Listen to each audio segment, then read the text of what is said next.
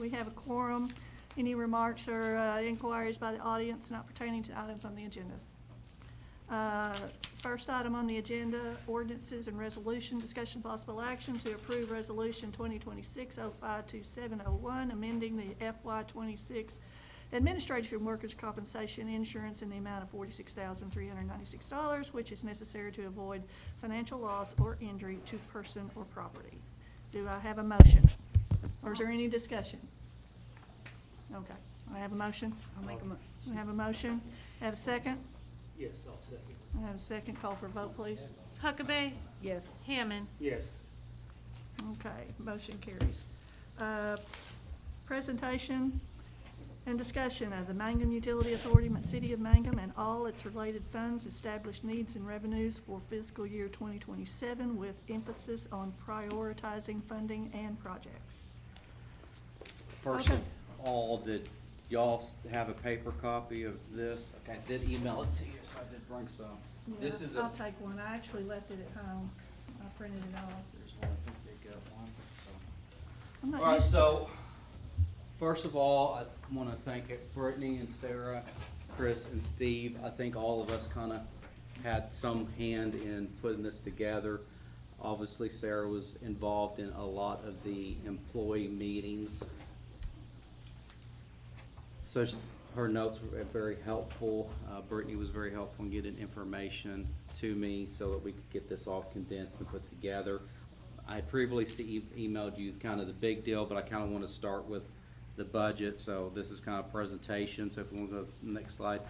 So just to kind of remind everybody, these are kind of the key legal requirements that we have as far as the budget goes. Number one, we cannot incur debt beyond one fiscal year, so all these expenses typically have to be spent from July 1 to June 30 of the next year. And that's part of the state constitution. And then we're also governed by the Municipal Budget Act, and essentially the Municipal Budget Act has strict timelines. So the first one is by June 1st, the governing body has to have a copy of the budget. Today is before June 1st, so that's why we're having this meeting, so that you can get the first glance at that. We have to have a budget statement, explain the budget and describing the important features. We'll form that today. I got some ideas for what our budget statement will be as we go through the slides. I kind of emphasized what I think we need to put on there. Number 3, we do have to have a public hearing on the proposed budget no later than June 15th. That has to be put in the newspaper 5 days before. So obviously we won't be able to do it to June 2nd, so we're going to have a special meeting. The budget has to be adopted no later than June 23rd, and we cannot create a deficit in any fund or spend more than 90% of a fund balance until 90% of projected revenue is achieved. What that basically means is all the numbers that we have in there are guesstimations based off of prior years and what we've done to date. So until we achieve 90% of that guesstimated revenue, we have to not spend 90% of the projected expenses. Okay, that's just like a spending limit. I put that in there because, you know, a lot of times when I represent cities, people think like, well, you budget us to have $100,000, then I need to spend my $100,000 today, you know. So I just want to make sure that there are some legal limits on that. Okay, so that's just kind of, again, the breakdown, just kind of make it a little bit more simplified. Next slide. Here's the goals after talking to, you know, Chris, Steve, Brittany, and Sarah. There's really 10 main areas that this budget really addresses. Number 1 is wage increases. It does propose essentially a 2.8% cost of living raise for almost all employees. Some employees who just recently got a raise was not included, but I think Chris, he declined to get a raise. I think Lance declined to get a raise, and then some people in fire had just recently got a raise. So they were not included in this, and Sarah was very instrumental in providing that information because she reviewed all the payroll information for me. Number 2 is I wanted to increase more than the 2.8% some of the department heads and administrative, because as we get to the end of this presentation, you'll see that we have made some pretty significant cuts in personnel. We don't have as many employees as we did, and we did not budget for as many employees as we did in previous years, which means the people that are going to be here are going to have to do more. For example, at one point, we had 5 people that was in administration. Now we're down to essentially 3, and currently down to 2. And we'll kind of highlight that towards the end. So I definitely wanted to kind of give people some competitive increases. And we did also include bonus or for holiday or longevity pay. We built that into that. That's something that we sometimes do if there's money there, but we never have put aside money for that. So I've specifically put $300 for employees. We don't have to spend the full $300, but it says, hey, here's your holiday bonus or here's your longevity pay. That way our employees can, have something to look forward to potentially. And when we get to the expenses, we'll also talk about what I've done onto the salary side. So that's priority 1. Priority 2 is the police department. We essentially did purchase 1 new police car, but if anybody's driven by our lot over there's been a cop curse in there for about a week. Those 2 white Chargers are in really bad shape. So I did budget to purchase a new one. I think this one cost $75,000. So I did put that in the budget, but as we get to the electric department, we're going to talk about how that money can be spent in other ways. Does that cover all of the stuff on the police car? Yes. All that extra stuff? Yeah, that's 'Cause that- exactly. Yeah, I was Yeah. thinking that. Yeah, that truck that we bought, that's about what we paid for that truck. Okay. And so also to offset that cost, my recommendation would probably surplus at least one of the Chargers. And Lance will probably kill me for saying this, but maybe both those Chargers. If we do that, we'll be down to 4 police cars, but obviously we only have 5 cops and 3 reserves, and we don't have 5 on shift at any given time. So we could probably get by doing 2, but that will help offset some of those costs. There is a past due invoice for tasers. This is a very old invoice. I have no idea why it came up, other than when we paid for the dash cams. Axios, the company, said, hey, y'all never paid this invoice. I think this invoice was from like 21 or 22, I think. From the previous police department, so they had gotten tasers on a payment plan, and they never paid the final payment. And then, so when we went through Axon for the dash cameras, they were like, hey, just to let you know. It was So- like a 5 to 7 year plan, so they paid us. How much are we talking about? 5,000. And we did budget the $5,000, so that would be paid today. Also, y'all did purchase dash cams. That's a $1,000 expense, which is also included. Streets, we put $30,000 for asphalt. That way we can start doing some patching. Parks and cemeteries, we're gonna purchase 1 new trailer, and also the Riverside Cemetery has a fountain.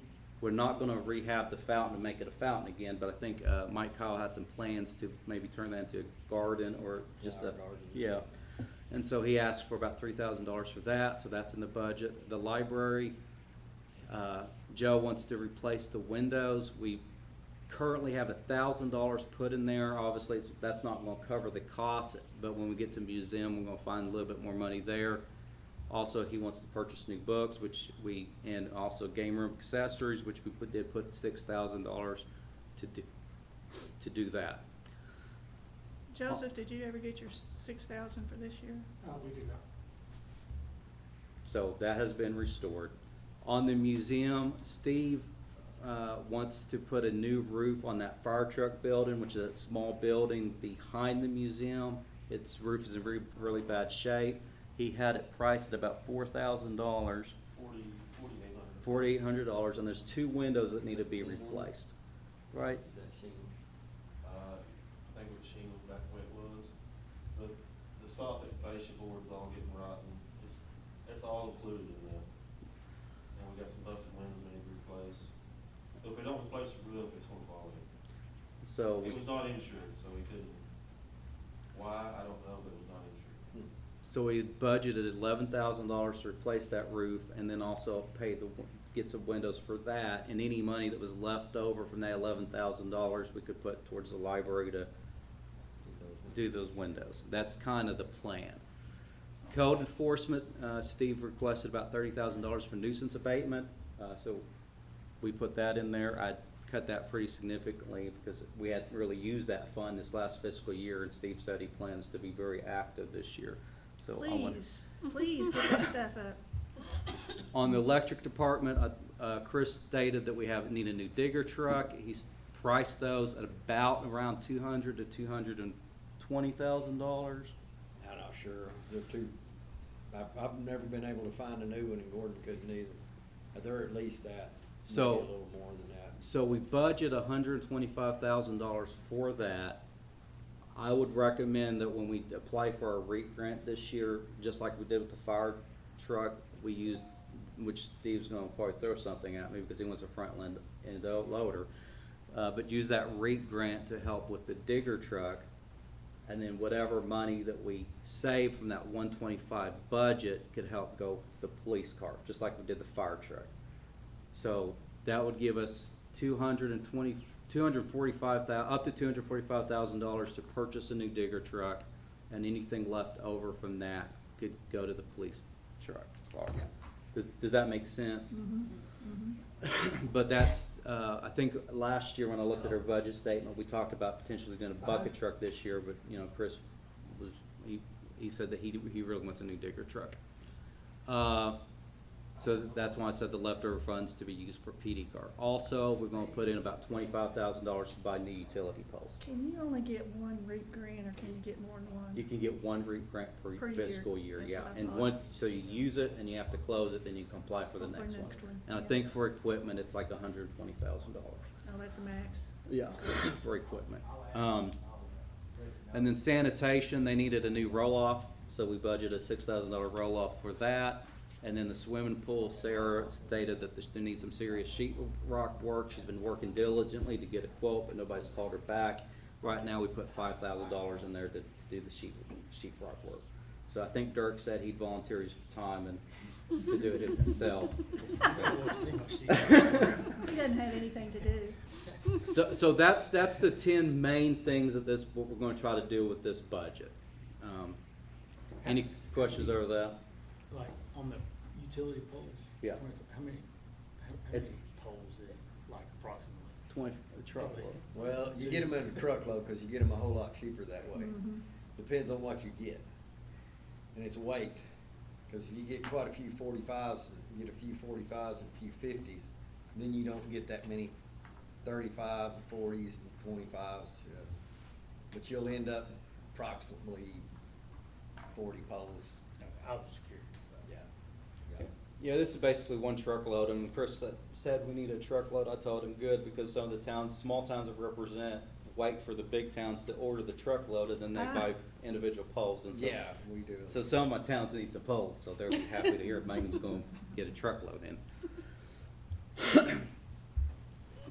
So, before we actually talk about expenses, something that I wanted to spend most of the beginning of this on is actually revenue, because in order for us to accomplish all this goals, we need to talk revenue, and I've been at these budget meetings for several years through several towns, and we always jump in and say, this is what we're gonna spend our money on, but we never talked about Where you're gonna how we're get gonna it. make our money. So that's why I wanted to focus on revenue. And so as you see this first chart, that red line at top, that is transfers, okay? So transfers comes from our utility department. Electric utility, water sales, basically, those two are the main ones. So that means for our general government to work, and our general government is library, police, fire, street, cemetery, parks, swimming pool, airport, et cetera, we have to pull essentially $1 million+ out of our utility sales to just operate the general government. Because if you look at that orange line, that is only what the revenue that we get off of sales tax, use tax, and other general government services. The last line, so the orange line is basically taxes.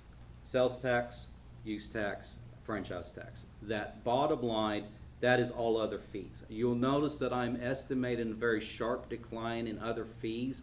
And the reason why is you have to remember FY 26 is an estimated, FY 27 is a projected, whereas the first two dots are actual. We cannot rely on other revenue as a revenue source because we cannot really predict that source. One example is municipal tickets. If nobody's breaking the law, we don't get revenue off tickets. If everybody's turned in the library books on time, we don't get revenue off of past due book rents. So that's why that is projected so low. Our actual could probably be up, and if you actually look at, I gave you the breakdown of the revenue in your packet for the general fund. It's like page 3. If you kind of want to look at those categories. So a lot of those I did estimate low, and I did that on purpose. So yeah, that's page 3, that's the general revenue, and so a lot of that revenue you're just not gonna be able to, predict, you know. So, and that's why I don't really wanna rely on that then that's why that's so much lower. But the other two, if you notice, based on, historical projections, our taxes, for example, use taxes have gone up 5% since 2024.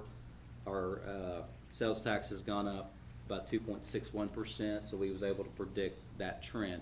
But no, so even though they're all both trending upwards, the more, what I'm concerned about is the transfer, and we're gonna talk about transfers a lot. So this is our general revenue versus expenses, so that, again, that bottom line is how much we have to transfer in to cover all of our expenses. That orange line is our actual expenses, with that red line is our revenue. Again, notice our revenue goes down. Part of the reason I am being very conservative with our revenue projection is that you gotta remember, we get grants each year, but you can't rely on grants for revenue. We got a lot of insurance money, so it looks like it's a huge bump, but that's gonna go out just as quickly as it goes in. So we've got a lot of money. I mean, we projected to make about 2.7 million in the general government, but in reality, a lot of that is not duplicated money. So that's why we have such a conservative and small number. And your weather will affect your revenue. Yeah, Your so, water sales and electric sales. If you have a really bad summer, you'll make a lot of money. If I you have a know. mild summer, Part you of it don't. is, part of it's what I pay. Yeah, yeah. so that's why we're kinda, why it looks like that. But the most important thing is that we want to keep that orange line below that red line, but we would really like more of a gap to cover, in case, you know, we did a poor job projecting revenue and overestimate expenses. But, so we're really tight right now. So that's why we're talking about this revenue. Next slide. This is the MUA revenue. If you look at the very top, that's our electric line. So that's how much our electric department pulls in. And if you kind of remember what we pull out of it, I mean, that line is up there about $3 million. It's projected to make about $3 million revenue. This year it's projected to make about 2.9 million. And we pull $1 million out of that.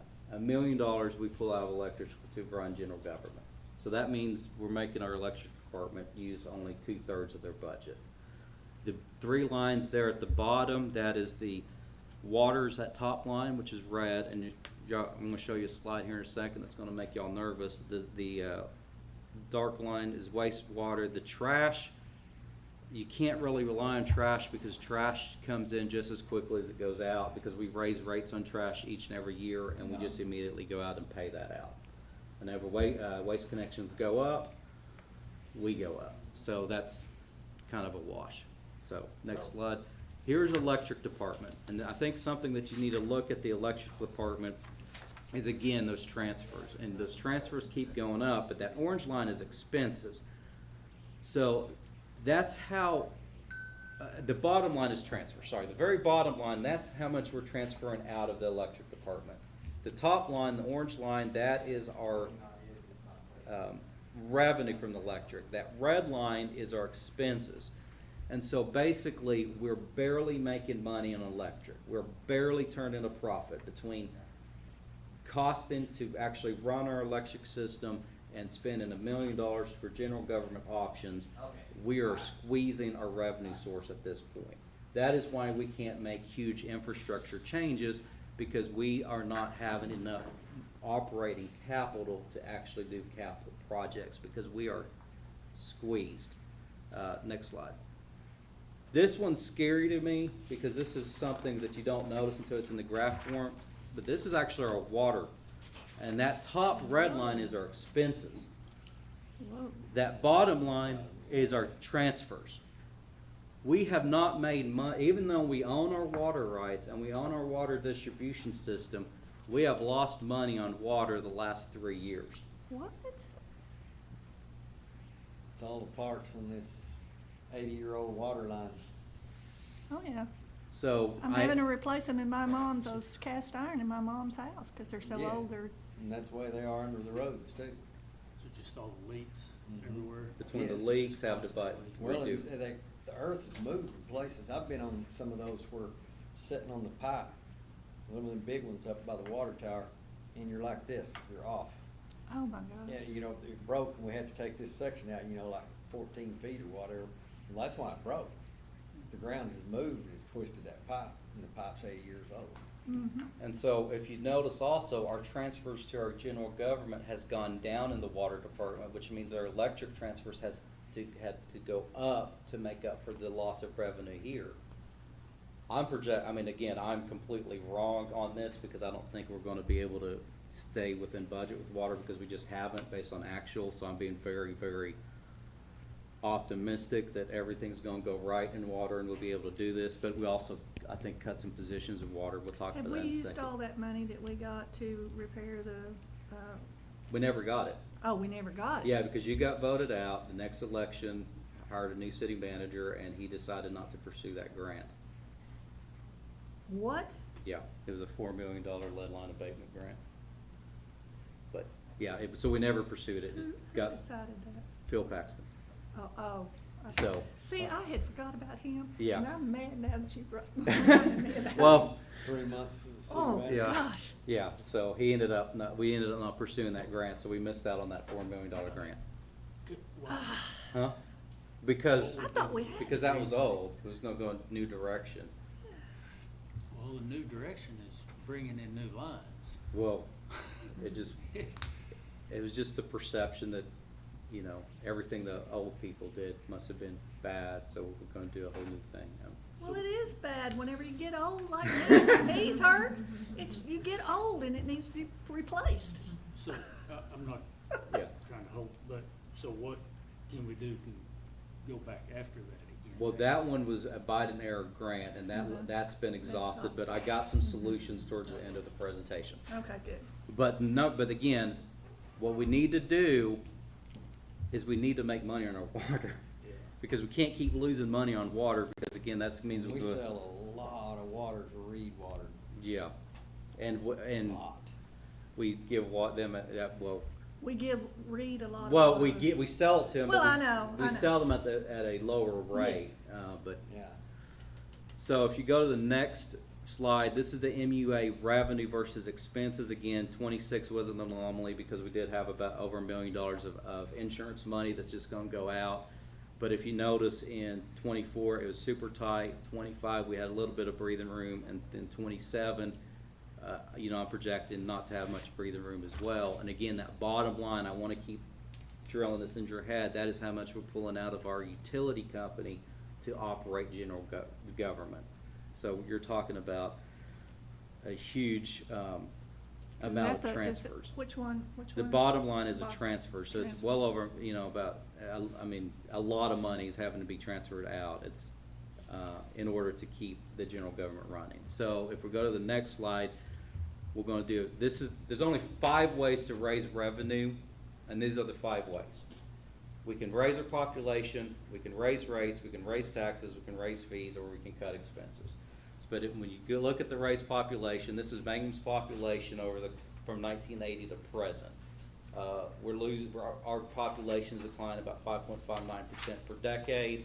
Right now, we're projected to have 2696 people. By 2030, it's gonna be right around 2600. By 2040, we're gonna be under 2600 if this trend continues. And again, this trend has been going on since 1980. We had a small bump in 2010. But we have no control. We can do things to make people move to Mangum, but people's not gonna move to Mangum now. So relying on an influx of population, I mean, you need housing, you need the infrastructure, which we'll talk about that. And we just don't have that. So we can't rely on population to raise it. So I don't think that's a viable option. If you look at, so let's talk about raising rates. Number one, rates have not been raised since 2016. So again, the city is projected to make about $3 million from electricity in FY '27. If we just raise the rates of 10%, which is basically from 11 cents per kilowatt hour to 12, I mean, we could potentially add $300,000 of additional revenue. It will raise consumer bills, but there is going to be an offset with what's called a power cost adjustment, which something is what OMPA charges us, and then we pass it on to consumer. It's a very complicated formula. Even if OMPA was sitting here to explain it to you, I think they confuse us all more because I don't even think OMPA understands it. But you have to do a rate review every so often, and we're in the midst of trying to get that done. So we shouldn't really adjust our rates until the OMPA says, hey, this is what your rate should be at. But that's just one thought. And here's actually what our rates are now. This is the electrical rates breakdown. What we are charging based on standard and wind, commercial and large commercial, and what the kilowatt hours are and what minimum charges are. So that is our current rates that we set in 2016, which are very low compared to the region. Yes, I've looked at those. We are low. We're one of the cheapest towns there is. I understand wind energy and but what, the wind energy, or the wind residential? Yeah. What would, is that a, Yeah, well, it's, I mean, I don't know of any in town. well, what it is. You can switch to it. OMPA buys, they buy hydroelectric, they buy, coal, they buy Oh, okay. natural gas, and they buy wind. When they buy It's wind. all on the same system, Uh-huh. but they charge a premium for the wind energy. It just makes no That doesn't- sense to it doesn't me. make sense. But what our plant up there in Anadarko, where it's generated, is gas. Oh, And if gas prices go through the roof, then they start charging us more. So it can go up, and then we put that on the bill too, whatever that fuel surcharge. fuel Oh, surcharge, yeah. It can actually go Yeah. higher than the wind in bad situations, which it hasn't done it much, but it has done it a few times. It's been higher than wind okay. power. Water rates, which is this next slide, we're gonna make about $750,000 on water. Again, a 10% increase, we'll only make about, $75,000 in additional revenue. We have a lot of flexibility to adjust the rates because, again, we own our own system, which is a huge benefit. We own our water rights, we own the distribution, we own the maintenance. So we have a lot of control over that. And one thing that we have to do when you think about water and electric is those are businesses. So as businesses make money, general government, we can lose money, well, within reason, we can lose money because we're not expected to make, they're not our money makers. We're not telling the police, go make money. We're not telling the fire, go make money. Water and electric have to make money. So water and electric, we need to set rates to make money. And since we are losing money on water the last 3 years, this is something that I'd really want to talk about rate-wise. So if you look at the water rate breakdown, I mean, that's what we charge. We charge about $1 per gallon for sewer and about $4.50 per 1,000 gallon, over 2,000 gallons for water. We are extremely cheap on water. Most of the towns around here probably charge double, if not triple, what we charge. I mean, there's a lot of towns that are a lot higher on water rates than that. I'm not saying we need to go that high out, but that's where we're at. Now, Chris brought up Reed Water. When that contract was renegotiated, the board voted to charge them the inside city limits rate. So we charge them the same price that we pay instead of charging them for the outside city limit rate, which would bump their rate. So we actually give them a discount based on them being bulk purchasers. But I mean, if you just raise that 10%, that's not much of a bump. I mean, and you can generate some revenue, but I don't think it's going to be transformative revenue. The next way is we can definitely raise taxes. This People does, like that. This requires a vote of the people. Right now, the city has a 3% sales tax. If you include the county and state, we're at 9.5%. Based on current tax projections, a 1% increase would generate about $275,000 in revenue, which is comparable to raising electric rates just a little bit. So, again, this would most likely not get voted. I've had several other towns that tried to raise taxes and they've not been successful. So nobody wants taxes. I think if anybody's watched the political ad, it's all about cutting taxes to zero. Cutting taxes, everything is gonna be zero. Oklahoma's going to zero, Going- Oklahoma tax. Yeah, so No property tax, frozen property tax. frozen property tax, They you could do do away that, with I'd income love it. tax. And so I don't think it'd be very popular to go and say, hey, we wanna raise your taxes 1%, and that would put the effective tax rate for Mangum at 10.5%, which is still lower than some towns, but that's still high. I mean, 10 cents for the dollar for everything you buy, that's gonna be, that's pretty high. I'm surprised, someone, at a few council meetings, he was actually here at the hospital meeting, suggested a $45 wheel tax. Mhm. Again, that would have to go through a vote, and I just don't think taxes are the way, but I did wanna bring it up because that is a way. The next way, now this is where I'm gonna get really excited about, is talking about fees. So this is the fourth way, and this is where we charge a flat fee per meter. We do this on some of our services already. We do this with EMS. I think we do this with Recycle, where there's just a line item. Now, this is we have about 1,610 meters, I think, is that about accurate? I can't remember 1617 or 1610, so I went with the low number. So we can control the cost and we can predict the revenue because we kind of know where our meters are going to be at, right? And it's a flat fee, so it's a predictable cost. It's not like electric where it's weather dependent. If they have a meter, they get assessed a fee. And fees, what they essentially do is we use them to support general government functions. So we use it to support police department, fire department, library, parks, et cetera. And I got a breakdown here in a second. Fees can be added without an election because you can just add fees because that's y'all's prerogative to do that. And what I would propose that we do, and I'm calling it the 10% plan because it kind of sounds catchy and everybody likes 10s, and this is what it looks like. This is what the 10% plan would basically do. If we've got this broken down in departments. We've got the police department, the fire department, the street department, the park department, the cemetery department, the library, code enforcement, animal control, and swimming pool. I think you as commissioners probably agree that those are probably the most popular departments we have, and probably the most needed and the ones that people talk about the most. 10% of those departments' budgets equals about $161,873.67. That means to pay 10% of those departments' budgets, you would essentially assess an annual cost of $100.55 per meter, or $8.39 per meter. That would generate $161,000 of revenue. That means that third column, which is 10% of budget, that would be encumbered funds, which means those funds would only be able to be used for those departments. And so it provides a steady revenue stream for those departments, predictable revenue for those departments, and more importantly, it will require less transfers from our business aspects, less water transfers, less electric rate transfers. Will there still need to be some? Absolutely. But essentially what you're creating is $161,000 based on this projected budget, capital improvement fund. And we'll talk about how we can use that in a second.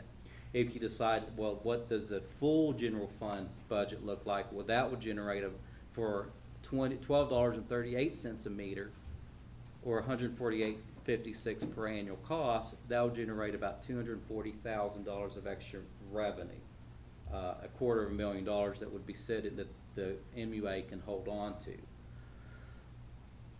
And again, this 10% would change because I think the resolution would say that you assess a fee 10% of the projected budget. So as for example, the police department's budget is only high this year because of their vehicle. They would go down next year, so that fee would go down.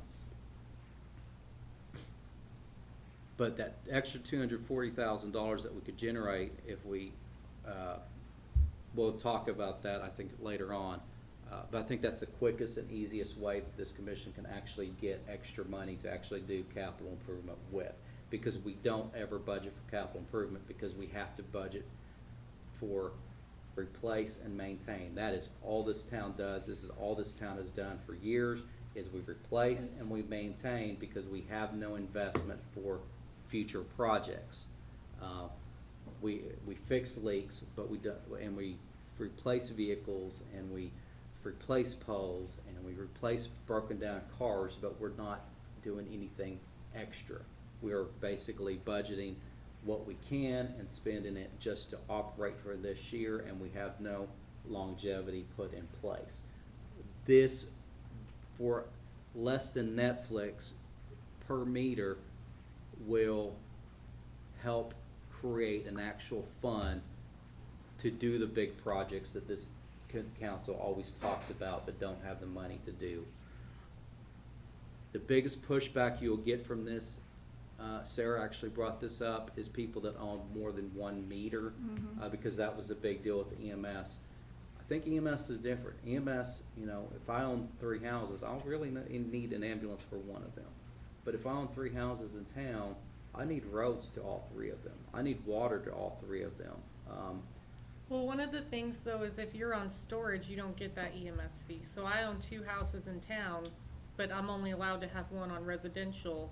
The other one is on storage, because you can only have one as a residential home. So we actually don't get that fee on the other one. Well, you'd get this fee on both your houses, because you still need roads to get to your stuff, and you still need, you know, water distribution system, you still need electricity, and so this is kind of help offset the cost. Police protection, fire protection, and library, obviously, because again, and swimming pool, I think every kid person, because if you think about it, as far as like, I think the library and the swimming pool is the last 2, other than parks, is the last recreational centers we have, and especially for kids. And so I think we need to do whatever we can to raise revenue to do that. But again, we have to make sure our businesses have the equipment to do that, to bring that in. We'll revisit that here in a second, but we'll go to the last deal, which is we can cut expenses to save revenue. And this is what we did this year's budget. So I wanted to put it in black and white so y'all can look at what we did to make this budget work, because you saw how close we were with actual what our money was at. Well, for us to even get that close, this is everything we had to cut. We cut 2 positions in administration. That's why I'm, you know, when we get to their expenses. Who was the other one? Well, Shelley Mullins we never replaced, and Deanna we never replaced. Oh, okay. So Okay. we cut 2 there. Street department, we did cut 1 position. Parks department, we cut a part-time position. Code enforcement, ACO, we combined that position into 1 person now instead of having 2 employees there. Election department, we had 1 guy quit. I asked Sarah if we could cut that position. She told me no, but we cut 1 position there. Basically, we're not going to replace Gordon at this point. Fire department got their budget cut by 10.5%. Street department by 1/3. Parks department by 6%. Commercial service department, which is maintenance of all of our buildings, community center, the theater, museum, we cut that by more than half, 55%. Code enforcement was cut by 10%. Mainly that was because we eliminated a position. Animal control we cut by 88% because mainly we combined those 2 positions. Shop maintenance was cut by almost 18%. The water department, which is losing money, I cut that by 8% because again, that needs to make money for us. The city manager, general manager budget, I cut it by 4.9%. The electric department, despite it making the most money for us and the fact that, you know, I did put some extra purchases for them, I still cut their budget by 3.47%. And the swimming pool I cut by 8.48%. And that is not all that I cut. There's other smaller departments like airport and I think golf we cut, but since that was like not golf. Sorry, Chris, We cut that bare bones. So that's not everything, but so that's what the city's having to do to make budget each and every year. We're not raising rates since 2016. We're not charging fees. And so we're having to make these hard cuts to these very important departments so that we can make it, just, again, repair and replace. We're having to tell our departments, you have to do with less money this year so this department can have something. Again, Chris, Steve, he wants a front-end loader, and basically this budget says, Steve, you're gonna have to wait another more year for your front-end loader. And that's a tough position we're in, because that's really a morale breaker, because I think these guys are like, I think everybody that works for I don't think anybody that works here or sitting here is here because, obviously they get paid, but it's because they love Mangum, right? A lot of these people do love Mangum. I don't think Chris would have been here for 40 years if he didn't. I don't think Steve would be here if he didn't love Mangum, because this is but it's a thankless job at the end of the day, because, we're a small, tight-knit community, and everybody wants this jewel of a city in Southwest Oklahoma, but we're telling our guys, we can't give that to you, because we're gonna have to cut your budget so we can just repair and replace and maintain. And you've seen what that has done for the last 40 years with our, almost 50 years with our population decline. Repair and maintain is not, or replacing and maintain is not growing Mangum. It's because if you're stagnant, you're shrinking. And this is part of the problem, because I think if you went to every single budget and actually looked at what departments you're cutting each and every year, you're gonna come to find out, like, well, that's why we can't get any traction, because we're having to, we're like stuck in the mud, and we put everything under the left tire while the right tire just spins. And so then we like, well, let's put everything on the right tire, and then the left tire just spins. And we don't move any forward. We just sink further in the mud. And you saw how tight our expenses were and how tight our revenue is going to be. It's a lot tighter than I wanted it to be, but we need to start at least keeping budgets flat. And that is why I wanted to spend so much time talking about this revenue, talking about the need to really act. Obviously, with y'all being shorthanded, y'all can't do anything until we get the third person elected. But it starts there. We can sit here and we're going to spend the rest of the day going through department by department, saying this is where we're spending the money. But I wanted to give you the big picture and show you that where we're at with our budget is we're running into a revenue deficit, and we have to be inventive and find ways. And people's going to be mad at us. People's still mad about the power plant fee, but there has to be something different in the revenue side, so that we can tell the fire department they don't have to deal with less money, where we can have more people in streets doing pothole, where the code enforcement ACO can be 2 positions so they can focus on each one. The electric department can have more people, because that's how many jobs that we had to cut to make this budget work. How much more income do you think we can make? What are we gonna do? Bottom Well- line is, I look at that and what are we gonna do? Well, if you go to the next slide, this is kind of what I think we need to do. So right now, we cannot plan beyond 1 fiscal year if we do not increase our revenue sources we're maintaining. Right. If we just do those departments I talked about in the 10% plan, it will generate an additional $160,000 per year. With that increased revenue, this is what we can do at FY '28. Because again, we need a 1 year of revenue. Right? We would have all the revenue for FY '27 and all the revenues for FY '28. That would be at $320,000 of additional revenue. We get a RIG grant, which is a rural infrastructure grant, up to $100,000 grant there, and we can repaint that water tower. Hey, So that costs about $450,000 thereabouts, and so I think we have to kick a few more dollars into it. it costs $400 and something yeah, thousand dollars because- to paint the water tower. Because it's lead paint and they have to put a tint on it, so they have to Oh my sandblast it and gosh. all sorts of stuff. Oh So my but I didn't know that. so next year, when, this time next, in FY '28, actually be 27, so it'll be the spring of '28, so 2 years from now, we'd be painting that water tower. That's what just increased, just at charging that $8.39 per meter fee. In FY '29 and FY '30, that again, we'd have $160,000 of seed money. We budget an additional $40,000 of revenue. That gives us $200,000 cash.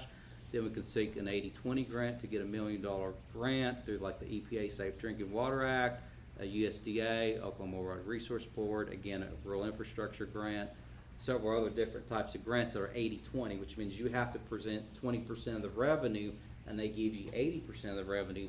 And with $1 million, we do that in '29 and '30. That's basically $2 million. I think that goes a long way to helping the water distribution center. Will it replace all of it? But I think if we're smart about it, we can maybe hit certain streets, and the streets are going to be on FY '31 and '32.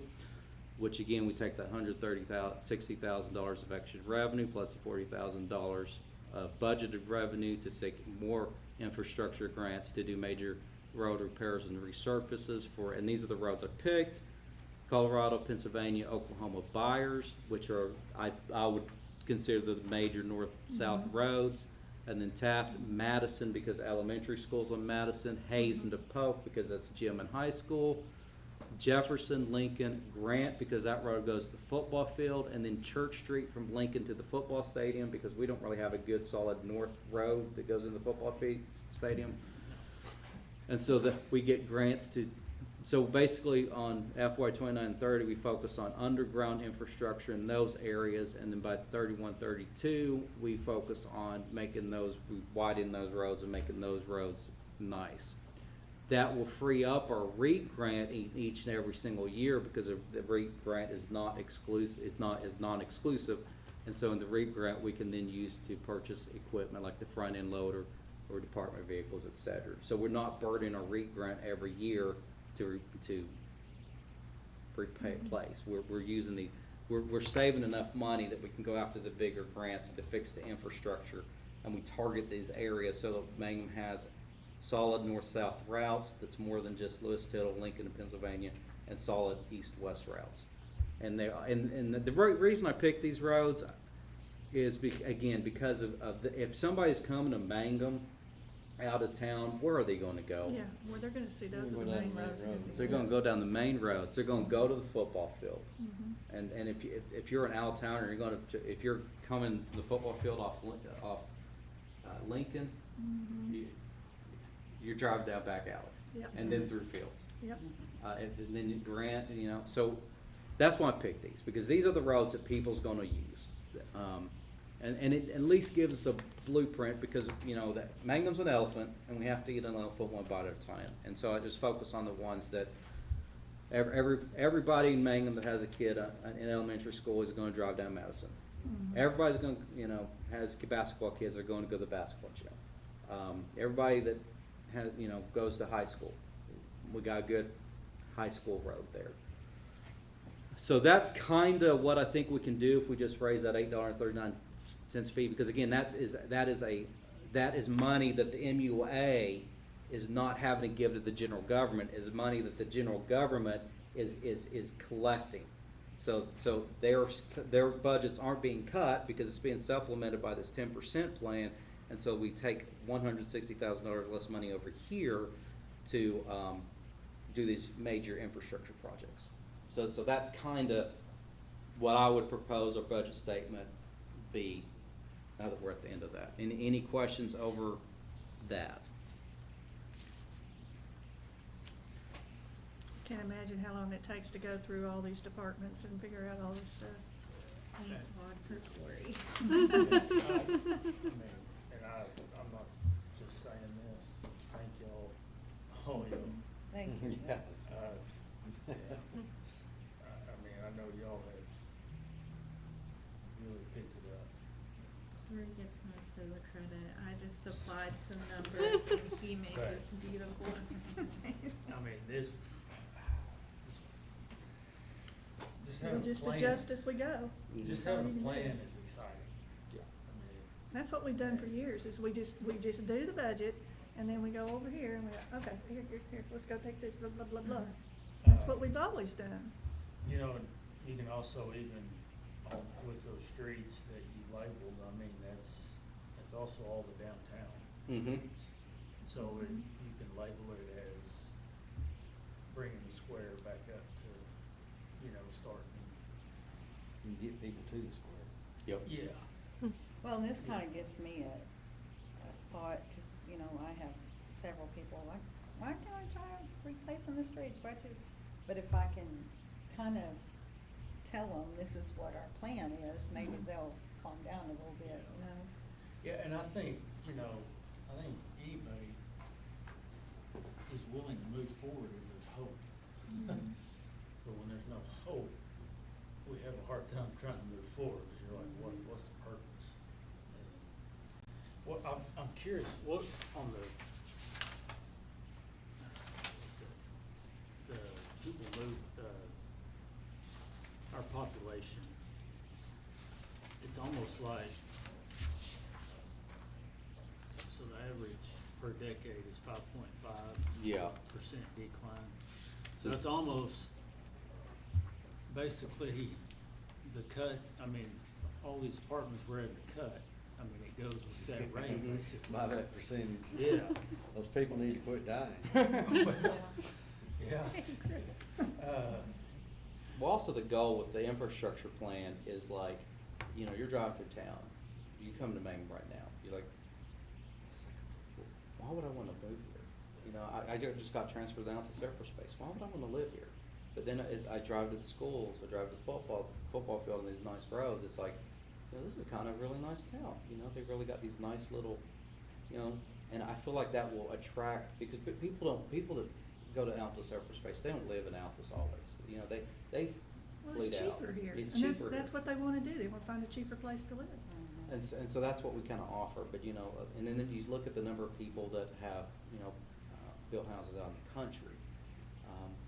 Well, imagine if they had nice roads they could have built the houses here, we just don't really have that, because drive down some of these roads, is like, do I want to build my house next to that house? Can we tell the people to quit griping at us for that, because it's not our fault. No. It's all right. But this just gives I take people it. something to look through, it gives people, again, a plan, it says this is what we wanna do, and Yeah. it's hitting the roads that in my mind are traveled most often. Mhm. And it gives us a major east-west, north-south thoroughfares. I know we're just Mangum size, but, in Oklahoma City, when I lived there, you knew how to navigate based on squares, right? So I lived up on 122nd and May, and so you knew your site, they had major grids. They called them snow routes because that's the first roads that got cleared in snow days. But if you knew your major routes, you could get wherever you want in Oklahoma City. And that's kind of on a smaller scale, what that grid represents is we will make our own major road grids. They have less stop signs on. But yeah, with less stop signs. And that's, so without any more discussions about revenue, we can actually start doing the department breakdown, and that would be in this handout packet right here. Steve, do you get one or do you need a new one? Okay, so, we're gonna start with Fund 1, which is, do you want this one? No, go ahead. Here, I got it on my computer. That's why I brought my computer. So we're gonna go, if you see what Joseph has up there, that is, the, Fund 1. It's like the,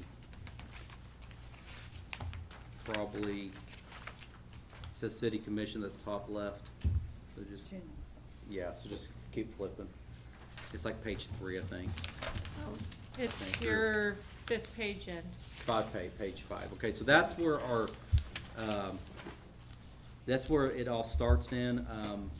Basically, the top is this City Commission is y'all. Did you find it? Page 5? page, It just says 01-01 City Commission at the top. Sorry. Oh. Okay. It's under my state. Okay. So this is, what we're requesting for this department, I try to make it real simple to give you a big bold at the top. So this is 000101, this is the city commission budget. We're requesting 16,253 in this department. You can look at the historical and the reason why that we're asking for a lot of this, and if you, Joseph, you can scroll down to other expenses, you'll see that $6,000 line item. We are gonna have to have 2 elections this fiscal year, and it costs about $3,000 per election to do that. So that is why we had, you know, It just so, ticks me off. yeah, so guess what we have to, something had to be cut by 6,000 for us to have 2 Yeah, elections. just to have 2 Because elections. we gotta pay for the, one to replace Cooper, then we'll have to pay for the regular one in April. But that, nothing really changes as far as the salary goes, that's the commissioner pay. Sorry, commissioners, you don't get a chance to vote yourself a raise. 6 or 7 figures. Well, I tried, it just, as you Just explained. a little Chris- short. Yeah, Chris wanted a new truck, so I had to cut it some. God, dang it. So that's kind of where we're at on that one. There's really not, I mean, that is basically on par for previous years, so other than the $6,000 of, I also budgeted $190 for training because Mary Jane, she's been on this board, so she doesn't have to do the newly elected training. But I don't know whoever the 2 new people may, so we may have to do that. So there's really no room to cut in this budget. This is basically as tight as it can possibly be.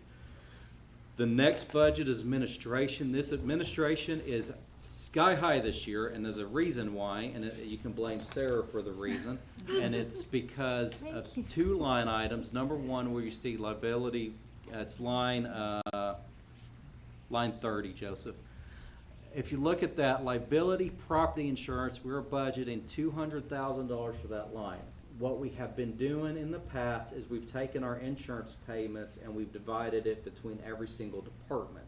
So a lot of department budgets did go down some because we removed the insurance.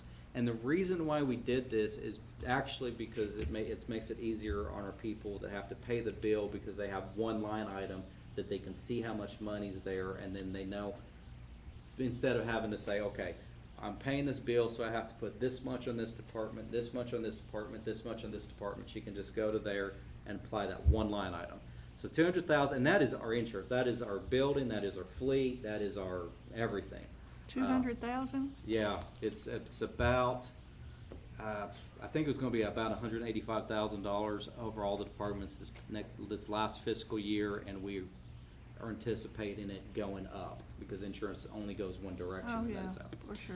And then if we go up to line 10, that is the workers' comp insurance. That's the same thing. That used to be applied to every single department, but I just put it under this one line item. So those 2, keep this in $300,000 just to workers' comp and insurance. Wow. So that's one reason why this budget looks a lot bigger than it's done in the past, and it's because we took those 2 things that was divided between all of the departments and mainly put it to there. Salary, we only have 3 employees under the salary. If at the lines 49 through 53 is going to be the breakdown of each employee. But basically, Sarah, Brittany, and Virginia Schatz was the only 3 employees under this department. I did budget each of them a raise, and it's because we've gone from 5 people to 3 people. Sarah, I budgeted her from going from 1768, if you want to go down to line 49, to $19 an hour. Brittany from 18 to 21, and then Virginia, who works at the front, from 14 to 16. So that would be their new yearly salaries. And then what it calculates that. Now, when we go back to the top of this, I'm sorry, I'm making Joseph jump up and down. When the payroll tax line, just to tell you how this works, is first, that salary expense, I added a 5% buffer in there, which means that whatever their salary is gonna be, I increased it by 5% on purpose to just kinda give Sarah some breathing room because she was really nervous that I had cut it too close. The payroll taxes is calculated at 0.765% of the salary expenses, which is the federal, and the retirement is at 13.5% of the salary expenses. So there's a little extra breathing room under payroll and employee retirement because we went up a little higher, 5% more in the salary expenses. And that's one place, if possible, we can potentially cut 5% down the road if we need to. Employee insurance, that's kind of a flat fee. I think it's $800 a month per employee. And so that's how much we pay for our employee insurance. So that's kind of what I recommend for them, because again, they're doing the work of less people. And also, the reason why Brittany is going up to 21, that was not completely arbitrary. That's what Alessi city clerk is making. And so I feel like we should at least pay at least what Alessi pays their clerk. So I think El Dorado is right there close to it as well. So she was getting paid less than El Dorado's clerk. And on the insurance for the property, I am gonna try to get a hold of OMAG to come down and do like a reappraisal. Since we gutted the power plant, we don't need it insured for as much, so that number could go down if I can get them down here. Also, the building was tore down. And, you know, like just all the buildings in general. Chamber of Commerce. The Oh, Welcome yeah, Center, the Chamber of Commerce. Yeah, we removed the it's already been removed. So But hopefully for sure, that power will plant. reduce the rate, but just as a buffer, we just set at 200,000, because I think it was like 185,000 this past year, so we went up 15,000 on that. So that's essentially what admin is. Any questions over the administration budget? Okay, the next budget is the city attorney budget. That's my budget. The only reason it's changing is I'm buying my insurance through the city now. That's the only difference. So basically, I give my salary back to y'all and I get insurance. So that's why it's gone up, because it's cheaper for me to basically give you money than buy it on the private market Private anymore. market, So I yeah. started doing that this beginning this calendar year. So that's why it had to go up a little bit. No other changes. Municipal judge, there's no changes to the municipal judge. We're still paying him the same. We just pay him differently now. Me and Sarah's had lots of great conversations over that. Because we cut down the municipal judge instead of having him appear every court. It's every other. So we did quarter. We have judges every quarter, which kind of simplified, I think, because when people show up, most of them would just want a payment plan. So I just Yeah. arrange payment plans, and the ones that actually want a trial, we'll put on a trial docket. So, but yeah, nothing really changed there. The next one is the police department. The police department budget did increase on salaries, all of them, but Lance got what's called basically a 2.8% raise. Originally, Lance had asked that the reserve pay get taken out, but my concern with losing reserves is that we would have to pay overtime. Obviously, we have 5 cops, so we don't have to use reserves as a normal course, but I said, because again, if 5 cops, right with reserves, now you're getting close to your hours, you can bring in a reserve. So we kept the $10,000 in, and I told Lance that we can, because he didn't think it was, because we were only paying 1 reserve, but it was flat, we budgeted 10,000, and I don't think he worked close to made $10,000 off of us. When they're in reserve, what do they get paid?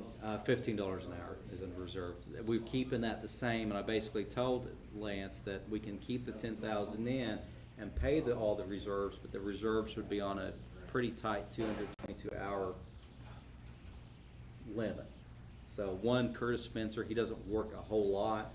Wendy works more, but I said as long as they don't exceed the 666 hours, we're good. So combined, we can continue to pay them. So I kept that in.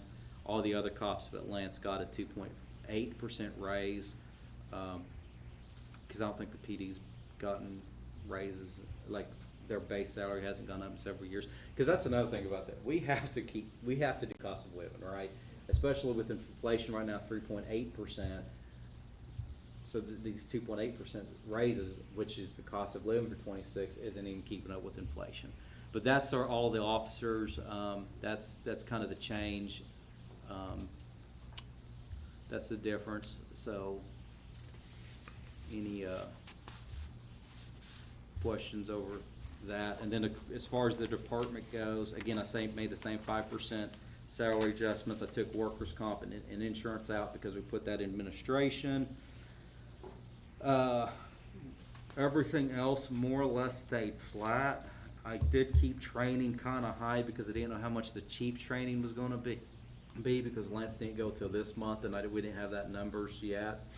I'm hoping with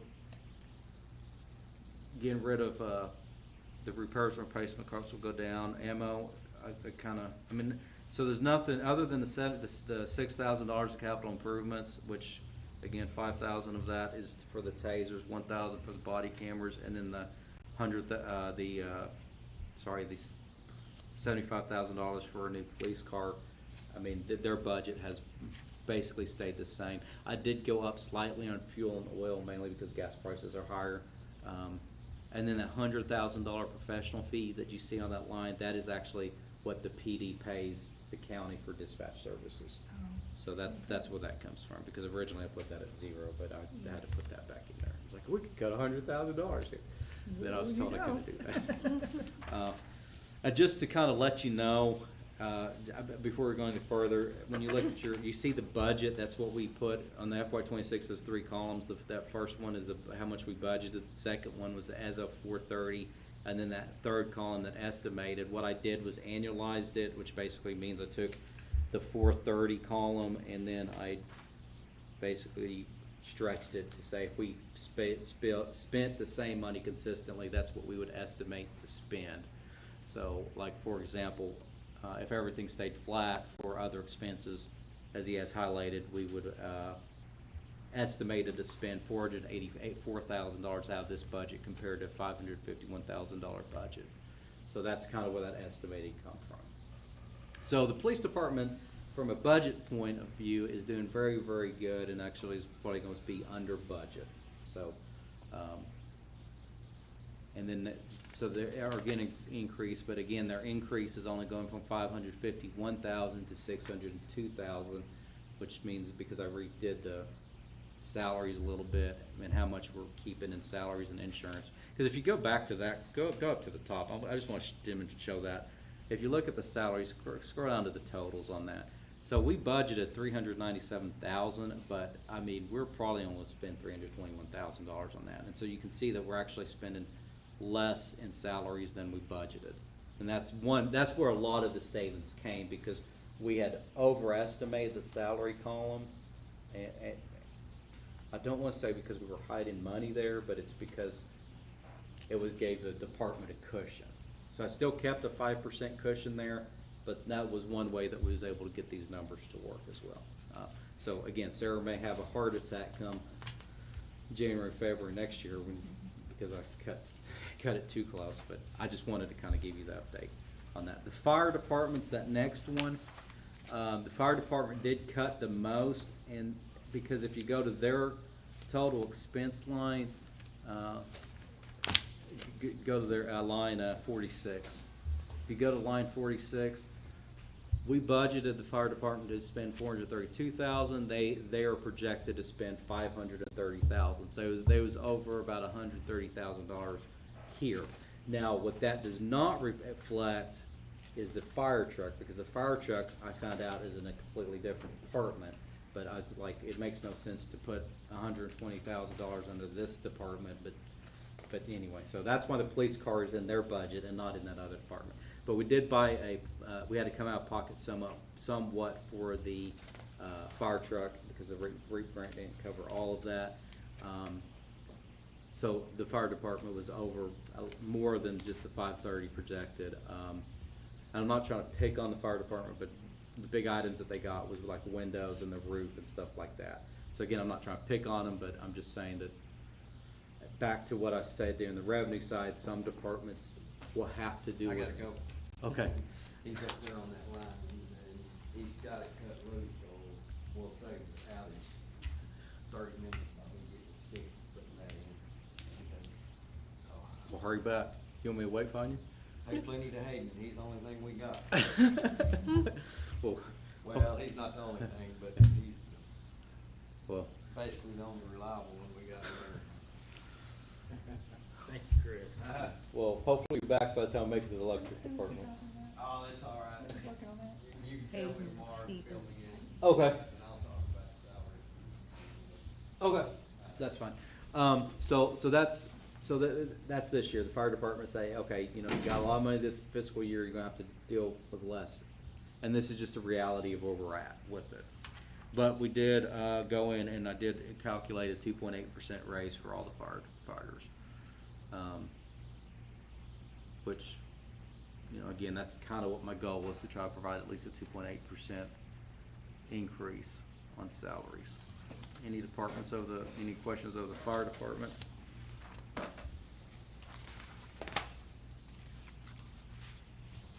The street department is the next one. We're asking for $128,000, and again, most of the salary savings in this department came from cutting one person out of street. We did, Gus, I think, had just recently got a raise, so I didn't put a 2.8% raise on him, but I did put one for Tristan Green. So he'd go from, they will go from $13 to $13.36. So that's kind of, and again, we got rid of one street person. I do have a plan that would talk about the streets here in a little bit, but something that Steve kind of came up with. But asphalt is not in this budget. We have another street and alley fund that has $30,000 of asphalt. So that's kind of where we're at with streets. Any questions over the streets department? On asphalt, is that normal? I mean, like, same Yeah. as what you normally deal with? Along with that would be like concrete with the streets and stuff, so, all street repairs. Yeah. Parks Department, we cut one part-time. We, again, each person in the Parks Department got a 2.8% raise at this juncture. They don't really, I mean, again, we put in there for $2,000 for a new trailer. I don't think there was any other major asks on the park side. Can you think of anything that else the parks needed, Steve? Cemetery department, we don't have any employees in cemetery, so it's just also ran by the parks. So we got $3,000 in there for capital improvements, and that's for the water fountain rehab at Riverside. So that's kind of cemetery. What is the legal thing? You know those two statues in the cemetery Yes. that are hundreds of years old? Yeah. Is there, of course, they're not ours. Yeah. Is there anything you can do? Because they're just deteriorating away and they're gorgeous, they're beautiful. I don't know what you do. don't know what to do with them either. I know which ones you're talking about. I guess you Yeah. could maybe try to rehab them in the future. Oh, Riverside, you know that one angel with oh my gosh, those are gorgeous. I can imagine what they looked like when they were first done. But I've worried about them for years and years. And I don't guess there's anything you can do. Unless somebody Yeah. just goes up there on their own and starts cleaning off. Yeah, I guess that's all you can do, and just Should we get don't let people know how much community they're service? worth. Yeah. Yeah. The next department is the library budget. The library, we put up to $141,000. And we gave all the employees a raise. I hate when that, gave all the employees, we did put Jacob, he got a 10% raise because he went from $10 and $11 to the $11. I did that for twofold. Number one, that's what Joe requested. And number two, we do have that state question that's gonna be on the ballot next month. If it passed, I think $11 is what we do. I think that's the first hallmark we have. So, and he was also the lowest paid employee, so that's why he when he got a $1 raise. Melissa went to 2.8%. Joe's salary split between this and IT. I did an even split this time, so 50% out of this budget, 50% out of IT, because he has decided to stay as our IT guru, and I think we're all thankful for that. So he gets a 1.4% increase in his library salary and a 1.4 increase in his IT salary. We did put the $6,000 in for books. I did meet with Joe and about this budget, and the copy, computer maintenance is for a lot of the software that they use. He did want to go to a training. The training is free. We pulled our calculators out, so we did put $500 so he can go to training. They're supposed to actually go to training, I think, every single year in order to, right, for y'all to. To maintain our librarian licenses. Yeah, and I think that they haven't really been going, and so we put that in there, and they carpool, so it's just paying for one person, and again, a lot of the other training is free. Do we charge that Rod Duff guy to have his, do we charge him? We don't charge for the usage of meeting rooms. Yeah. Again, the library is not designed to make money. I mean, when you look at the library's revenue, it's I don't want to go back to that slide, but it's like sometimes you make a lot, sometimes you don't make, and that's why, so that other goes so low, because you can count on a little bit of that coming in, but it's really designed to provide at cost or no to low profit services. So it's really hard, because there's a lot of statutes involved and state law involved on what a library can and cannot charge. So they're really limited on, charging people for the services, right? Because again. Is he there every day? Most days. But we have a lot of people that actually go there every day. Just besides him, there's a lot of kids that go there every day. I think that there's a lot of. I know a lady that works at Sonic. I think she shows up every day and rents a movie and gets a movie from There's it. kids that come there after school because that's where they want to go. and- Yeah, and- I mean, I was just Spend thinking, time. I mean, Yeah. I can understand them coming, but, okay. Yeah, Rod Duff needs to find some library sponsors, I think. It's like, hey, donate money to the library so I can keep this show going. Yeah. Maybe he needs to put that as intro, who Yeah. knows? Because, the library does take donations to the friend of the library. Me and Joe did brainstorm some other expansions. They do have a snack bar for kids that go out there. Again, they sell things at basically no to low profit, which is great, because when I was growing up here, one of my greatest memories was going to United, and they had a 25-cent pop machine.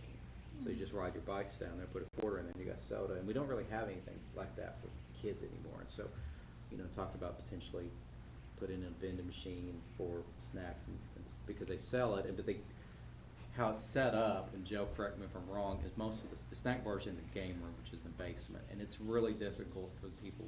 Mhm. I mean, it's a full-time job, because you can't really get from the base floor to the basement level easily.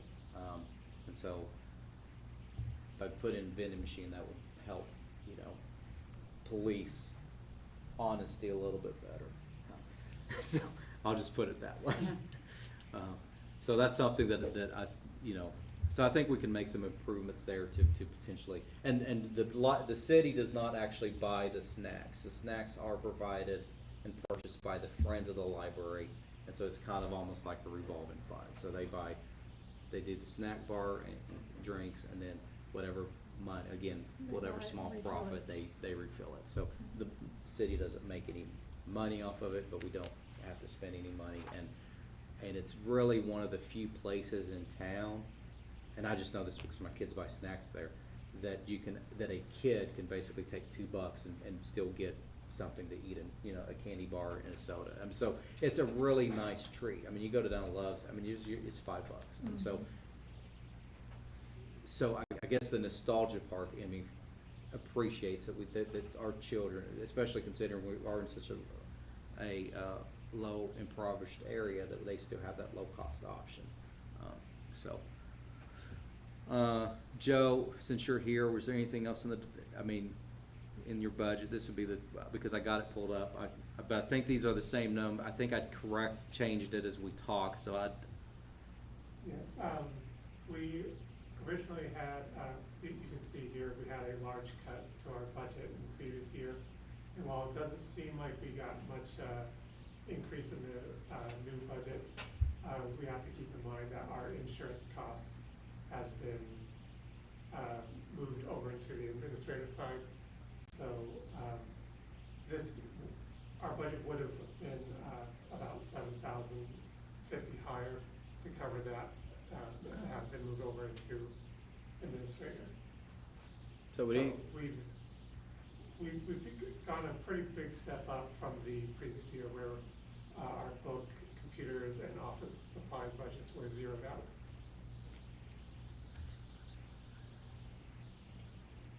And I mean, I would encourage, if y'all commissioners haven't done that, especially in the school year, like, show up about 3:30, 4 o'clock.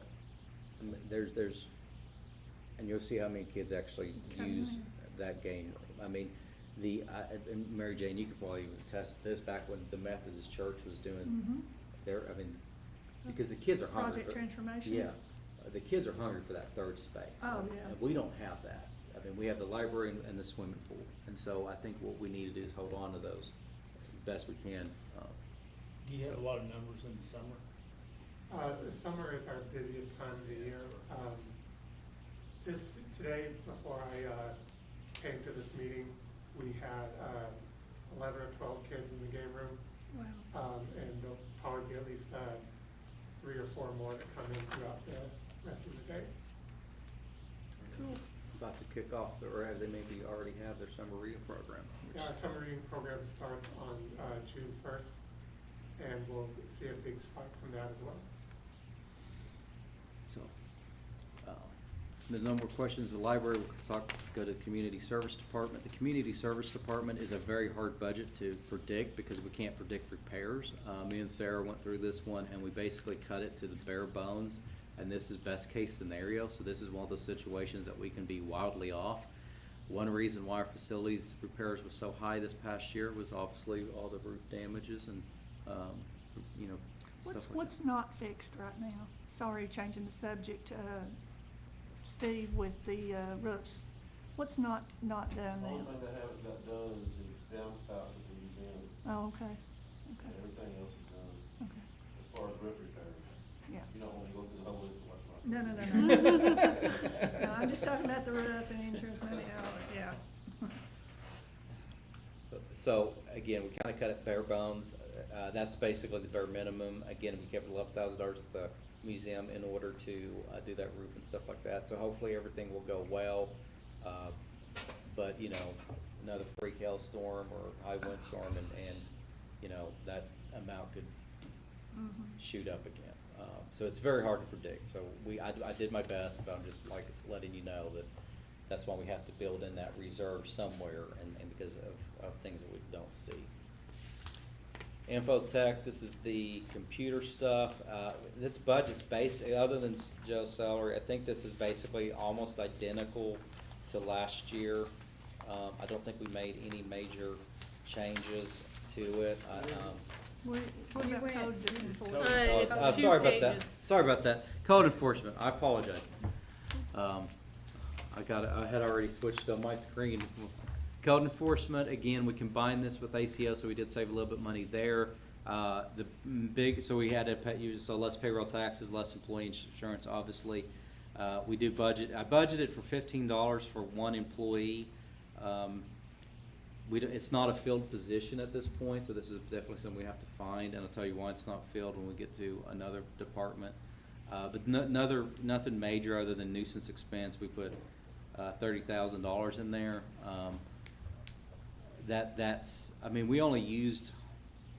We haven't used much out of that. So, and that's because it just hasn't been a filled position. So the money's there, we just haven't used it. We're gonna have $30,000 for that, but for the most part, there's really no major changes on that. The nuisance, is that the tearing down like that? Yeah. We tear Do you down, have clean to it get up.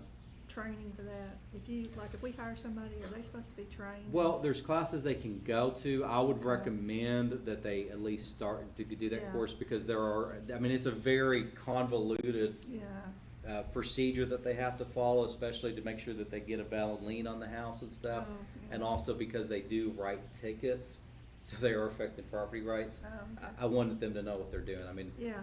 like I've told the police to, because used to this was under the police department, but the police department doesn't want it back. But I'm like, I really don't want that ACO officer or that code enforcement officer writing tickets until they know what they're doing, you know? Because you can get in trouble real Oh, fast. oh, I can imagine. But Steve, This is not a fun job, I know. I've seen people go out and jump people that were, and Steve may look grumpy over there in the corner, and he may throw something at me when I say this, but since I've been here in 2017, he really is the best code enforcement officer we have ever had. all right. Of all the other ones we've had, he gets the most done. Back when he Is was that doing. because everybody's scared of him? I don't, maybe he's just more charming than I think, but he works hard at it, and so obviously it's something that you get burned out real quickly, just to Yeah. your point, because Yeah. whoever is in that code enforcement position, why are you picking on me? Yeah. What about my neighbor's yard? Yeah, Look at my they do. neighbor's house. Their house is way worse. And you can only do one at a time, right? And people don't really understand that. And you can't do it overnight. It doesn't happen like that. Between No, getting permission and, court. And there's deadlines that we have to follow, there's notice Mhm. requirements on the front end and notice requirements on the back end. But he does, I mean, I would argue that since when Steve's in charge of it, we've actually get paid on more nuisance abatements than we did because he follows the law pretty tight, does the notices, and gets those liens filed properly and timely, and it's a world of difference whenever you have someone that really knows and is compassionate about that job, even though he may not seem compassionate. I mean, the one thing he knows how to do things is do things right, so I'll say that about Steve. Now to Infotech, unless you got anything else to add on code enforcement? Not much of any questions. Infotech, this budget mainly stayed flat, other than basically increasing the salaries for Joe, 1.4% out of it here. And basically how it's gonna work, I won't bring it up here, is Joe was split in his time, and I think that was basically a requirement of like previous administration. He's gonna be more as an unneeded basis, right? So, I mean, that's kind of what we had talked about. I think Brittany and Sarah's also talked to Joe about that a little bit too. Like, he doesn't have to sit in his office for four hours out of the day waiting for somebody to have a computer problem. You know, if there's a computer problem, he can run over here. Oh, yeah. Yeah. Our biggest thing was we just asked him to be here first thing in the morning that way, cause it's usually startup computer wise, and then after that, should we just call him if we need him? About 80% of the problems will be first thing in the morning. And we'll buy him a red cape, cause he comes in like Superman. And even though y'all aren't directly responsible for the employees, I would probably advise, I just wanted to bring that up because it's a lot cheaper to have an in-house tech guy, and because I think we're paying, I mean, Joe costs us salary-wise $24,000 a year. I think was paying Ray double that plus, so I mean a lot more. I only got a $7.75 raise for taking over IT. Yeah, so it wasn't a huge bump, and that will allow. I So think what's your total salary right now? It's 48, I think, 48? combined between the two departments, I think. Which, I just doubled this. Yeah, Yeah, okay. it's 48, 360 or something. Yeah. That's right, 48,360. Yeah, and he, but you know, I think he simplified our tech, and again, I don't think we've had major, I think he's upgraded most of the computers. I don't think we've had any major tech issues since he took over. I think it's worked very well. So, and obviously, Do you know of any major concerns or things we need to work on in next year or technologically? The only thing I can think of is I would like to get, some password manager licenses. That way when, if somebody changes positions or leaves the city, we don't have to go and change like every password that that person had access to, or worry about whether or not, We know the the next person password. will have all the passwords they need. Is that a program yeah. that you Yes. buy? Yeah, I think, doesn't Microsoft have one, but I wouldn't use that one. There's a lot of good ones out there. It's a small monthly fee, and it's just like a safe. I mean, the hospital actually has one, and when Joe brought it up to me, I forgot to mention, I think you bring it up, was, you know, I meant to ask at the hospital board meeting, I completely forgot. But yeah, it's like a password management system. Okay. And so basically, like, if an employee leaves, it's just, they're cut off immediately, instead of having to physically, manually change them one by one. And like I said, the person who takes that role, we don't have to worry about whether or not they have all the passwords they need. They're all secured in one digital location. And so we give them one password, which will give them access to all the passwords. And it makes transferring that information in between people a lot easier. And then we don't have to write down all of our passwords to every login that we have. Mhm. And it's what will happen is a lot of people will just use the same password over and over again, because that way they don't have to remember them all. Yeah. And that's significantly less secure. You want to have a unique password for everything that you sign into. That way, if one account gets hacked, they don't now have your password for every account that you use. So. The next budget was animal control. Again, this is combined with code enforcement for this next fiscal year, so it's kind of bare bone, and most of that's gonna be dog food. We basically got rid of all the salary expenses. We put $4,000 for dog food, I think, so, because dogs have to eat. Steve just won't let them starve out there, so. So there's really not much to talk about there. The next is shop maintenance. Again, this budget's basically flat. That's just for the people to repair our cars and change the oil and do what we can. So there's no major improvements there. Eventually, I think we need to get those shop windows replaced too. That might be something we need to look at one point. I've got some prices. To get some what, what'd you say?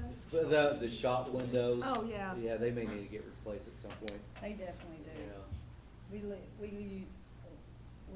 lose a lot of heat and from that, yeah. So that might be another project we look at after the museum and library windows, of see how much it's, where we're at this time this year, if we have any extra And revenue. that roof was replaced, right? Hopefully. Yes. Yeah. And that's basically the end, more or less the end of the general government. There's some stuff that towards the end of it that we'll talk about, but that's how much of each department's gonna run in general government.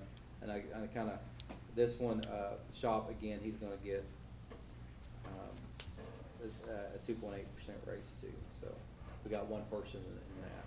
So, and again, if y'all notice, I did include that $300 bonus. It's something we don't have to give, but, you know, I got it planned, and so if we just decide to do holiday bonuses, it's there. And we don't have to give everybody $300, but it's just that forward thing. You know, instead of getting to a holiday, it's like, oh crap, I gotta find money, so we at least have a plan in place. So any questions over general government of those departments? Cause we're about to get to the slightly bigger departments and, okay. Well, it's timely because we're about to start talking about water. Oh, gosh.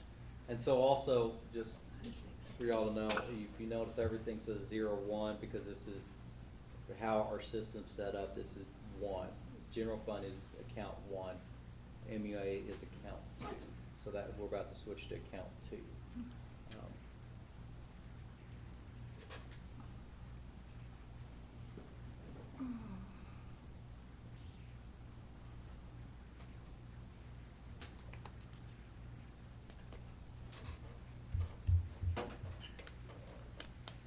much was it, Steve, do you remember how much it was, were you around when they did that, asphalt on all these streets and stuff? Wasn't it like $2 million that, we got grants and stuff, we got stuff. I wasn't around then. Oh, okay. I remember it being done. I do too, Wasn't that I just during- remember how expensive the asphalt was. That was during Bill Clinton. Oh, okay, okay, I think. I couldn't remember. Yeah, that was, I thought, I remember it because they had some extra asphalt. And they went, you know where Stephen's shop was, and they just like had a little bit left, and they just went around there and they stopped right before they got to Roma Pig's house.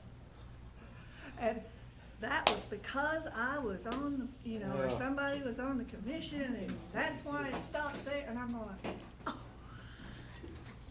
We didn't even know it was gonna happen. Oh my gosh, it was just so expensive. yeah. Well, that's why I budgeted roads for 2 years. Yeah. If we could get back-to-back $1 million grants. And I don't blame people for being upset over the potholes and all that stuff. I don't. But I just tell, and I tell them, I said, they're, if you look, not every day, but almost every day, they're filling something or fixing something with concrete or asphalt or gravel. And it's just because everything, like you said, is falling apart. We need to get our infrastructure all repaired and replaced. And that's a lot easier said than done. Well, every citizen has to pitch in a little bit to make it happen, and that's the Mhm, issue. that's true. Is they Yeah. want it all, but when you talk about adding a fee, it's like, well, I don't wanna pay. Yeah. Well, they're gonna have to pay. If they want a community to brag about, they're gonna have to. And if we do raise these rates, or any rates of anything, can we compare different towns? Yeah. And put it in the newspaper and say, yeah, we're doing this, but, Well, every small town I represent charges it's a public safety fee of at least $5, and that goes to the police department. oh, really? So that's how all these other little small towns, Keep their police keep, departments in. because they actually charge meter fees. And so that's why I was suggesting a meter fee. Because it's, like I said, cost of Netflix, you can pay 10% of the general government budget. I think that's how Altus does it too. It's their fire and police or the EMS and fire. They're all It's one connected, I B. know. I remember Thomas Elcora in Weatherford was telling me that they have to go with their ambulances now. Yeah. And Mhm. he That's did not Elk like it. City, And they don't like it over the Altus. Altus either, having to go with the ambulances, Yeah, but they do. but it's, their one fee is on their, I'll keep my mouth shut about that because I have strong opinions over that. Because Okay. in Oklahoma City, that's how they did it. Because if a fire truck shows up first and says, you can transport yourself, or it's like, we need an ambulance here. What it does is it kind of, because a lot of people just need to be checked out, right? So Yeah. if your firefighters have basic EMT training, why do you need to send an EMT when your firefighter could just go and check it? Yeah, Because not everybody that calls an ambulance needs an ambulance. that's right. that's what they did one time when Devin was sheriff. They had a lady hit a deer out here, and they already called the survivor flight to come pick her up, and then come to find out, she's like, I'm not even gonna turn this into my insurance, so Oh, he was my like, gosh. just let me call the law enforcement to see if they need an ambulance first. Mhm. Yeah. So, That happens a lot. Yeah. I mean, Yeah. you'd show up on the scene, 'cause I'm getting a call that you contacted Metaflight, and I'm thinking, I'm driving 130 trying to get there, and, 1022 1022, we don't need Okay, it. what's the next one? Water department, this is the first one. I made significant cuts to this department. One of it is because we cut some, no, we didn't cut any positions out of this one. We got a vacancy in this one. I did raise, this is one of those, situations where, Mike Green, we got two departments in water, wastewater and water department. We pay 2 out of water and 2 out of wastewater.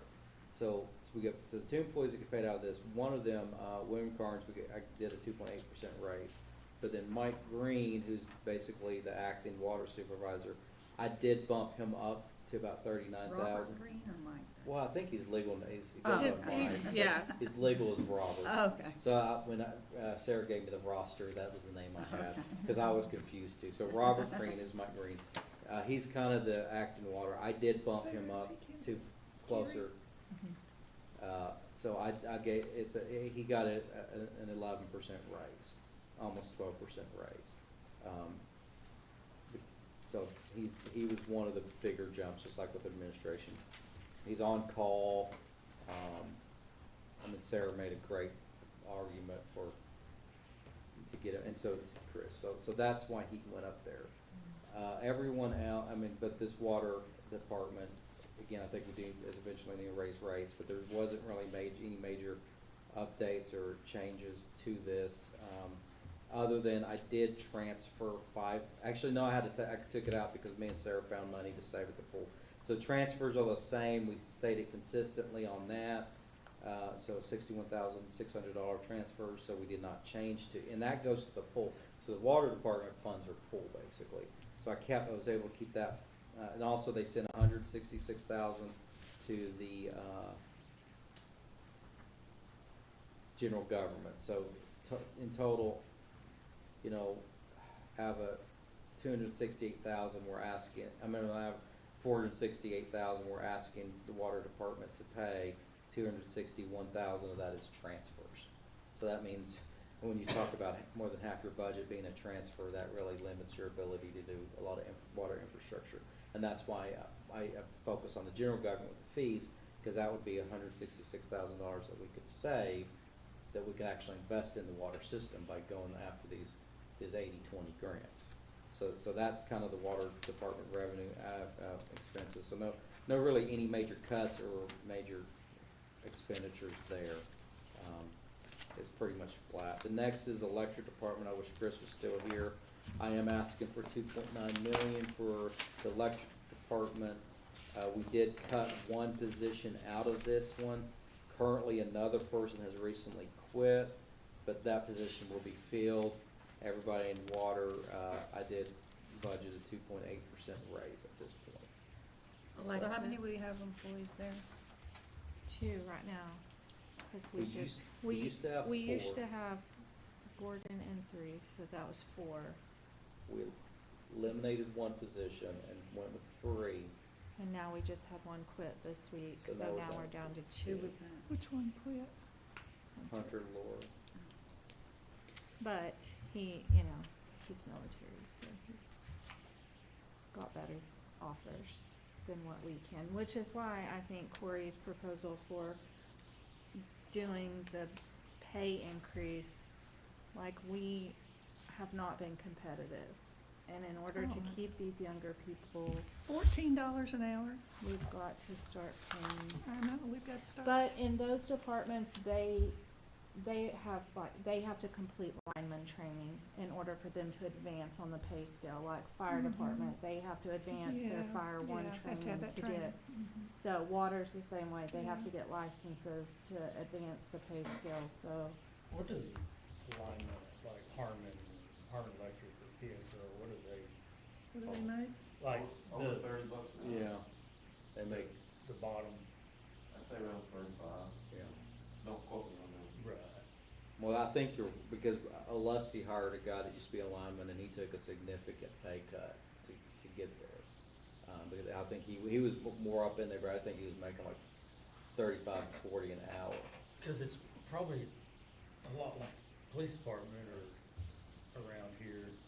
People come here to get trained, to get their fleet Mhm. certified, and then they go to a bigger, better department. Well, they kind of had, Somewhere else. at one time, talked about, and I don't know if they did, that, incentive where they signed it to make them stay here for, you They're know, supposed to. Yeah, like 2 a years. 5-year or 2-year Yeah, something plan like to that. kind I know of. cops have that. That's with the, does the lineman, I think we talked about implementing that, whether you would repay the cost of Which training. what's, I mean, what does a lineman get their training, like if I went to work brand Well, new, never.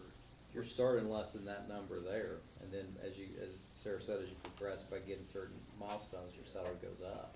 And that's why, I mean, You have to work so many hours to be an apprentice, and then you have to do our Which journeyman ours- ones and. Our lineman is different than their lineman. Like, they go to, like, high voltage, you know, like, up They the climb pole poles. and all that. So their lineman school is way different than our lineman school. We go to I basic think ours was lineman. like, what was it, 3 days? 3 4 days, 3 days for our basic lineman training, and it's very, like the Harmon County ones, they're out there when the wind blows those big poles over, and they're fixing those, and they're hanging off of them. Our linemen, they don't do that. We get blown fuses and breakers. Yeah, it's a and- different kind of schooling. Mhm. But still one of the most important jobs, because as we Yes. showed on the revenue side, that is our biggest money Mhm. maker. And we're not keeping trained, qualified people in that department. And, Yeah. you know, Sarah kinda, got on to me a little bit about putting salaries on here, but every budget meeting I ever went to, the commissioners never really saw what y'all are approving to pay these people. And I feel Right, we like, never, yeah. like, getting in front of you, it's something that, it's like, oh my God, we have no money to really pay these people what they're worth. We have to increase our revenue so we can keep up and make it competitive.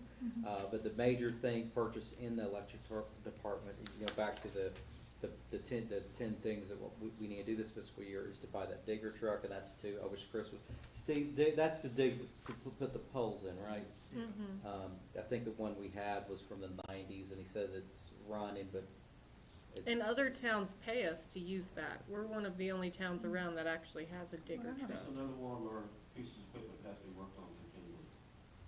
What, I mean, like if Granite needs it, what do we, I mean, what? So when Alusty's the one who usually needs it, Sarah, you're the one who bill I think them. we charge $100 an hour. Plus, you know, mileage, labor and all but we charge $100 an hour for the truck. Cause we drive the truck there, I mean, we don't like give them the truck and. No. no, we use, yeah. Gordon would go and Mhm. take somebody and then he Mhm. does whatever they need and then Mhm. he brings me a thing to Thanks. invoice out what they use, pole, Right. hours. So, and again, since it is, we're gonna buy poles and, which is about $25,000, and the digger truck, so that's the two major purchases in the electric department.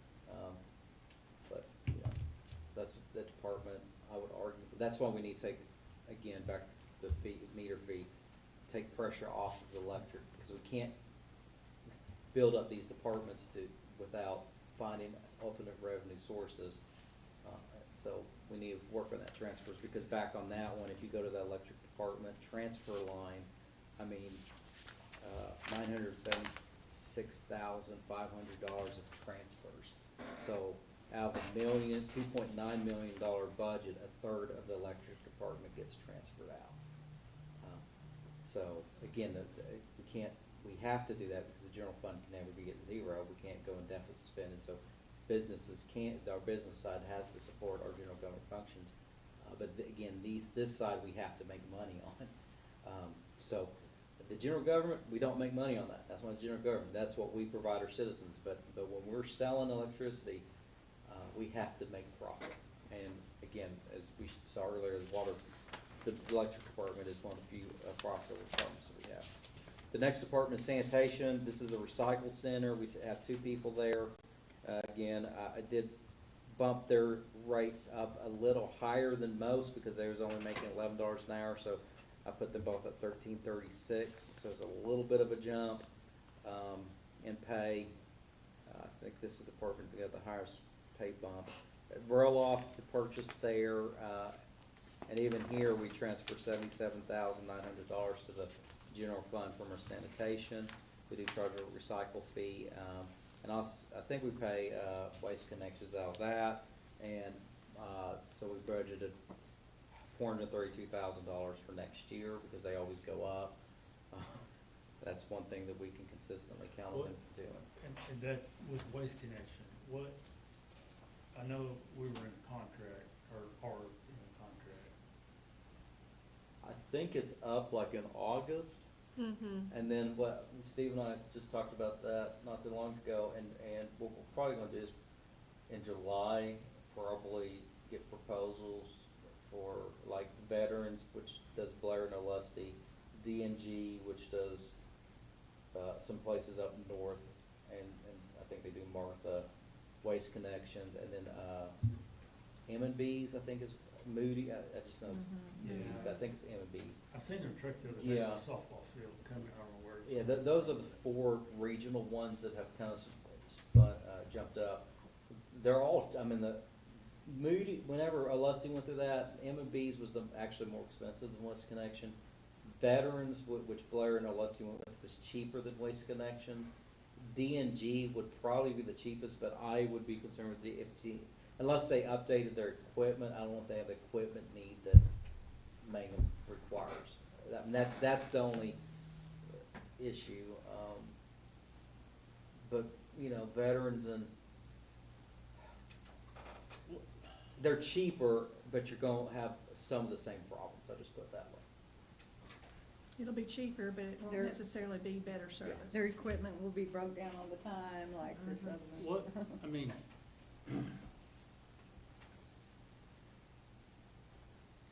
what, and this might, y'all might laugh at me, I mean, what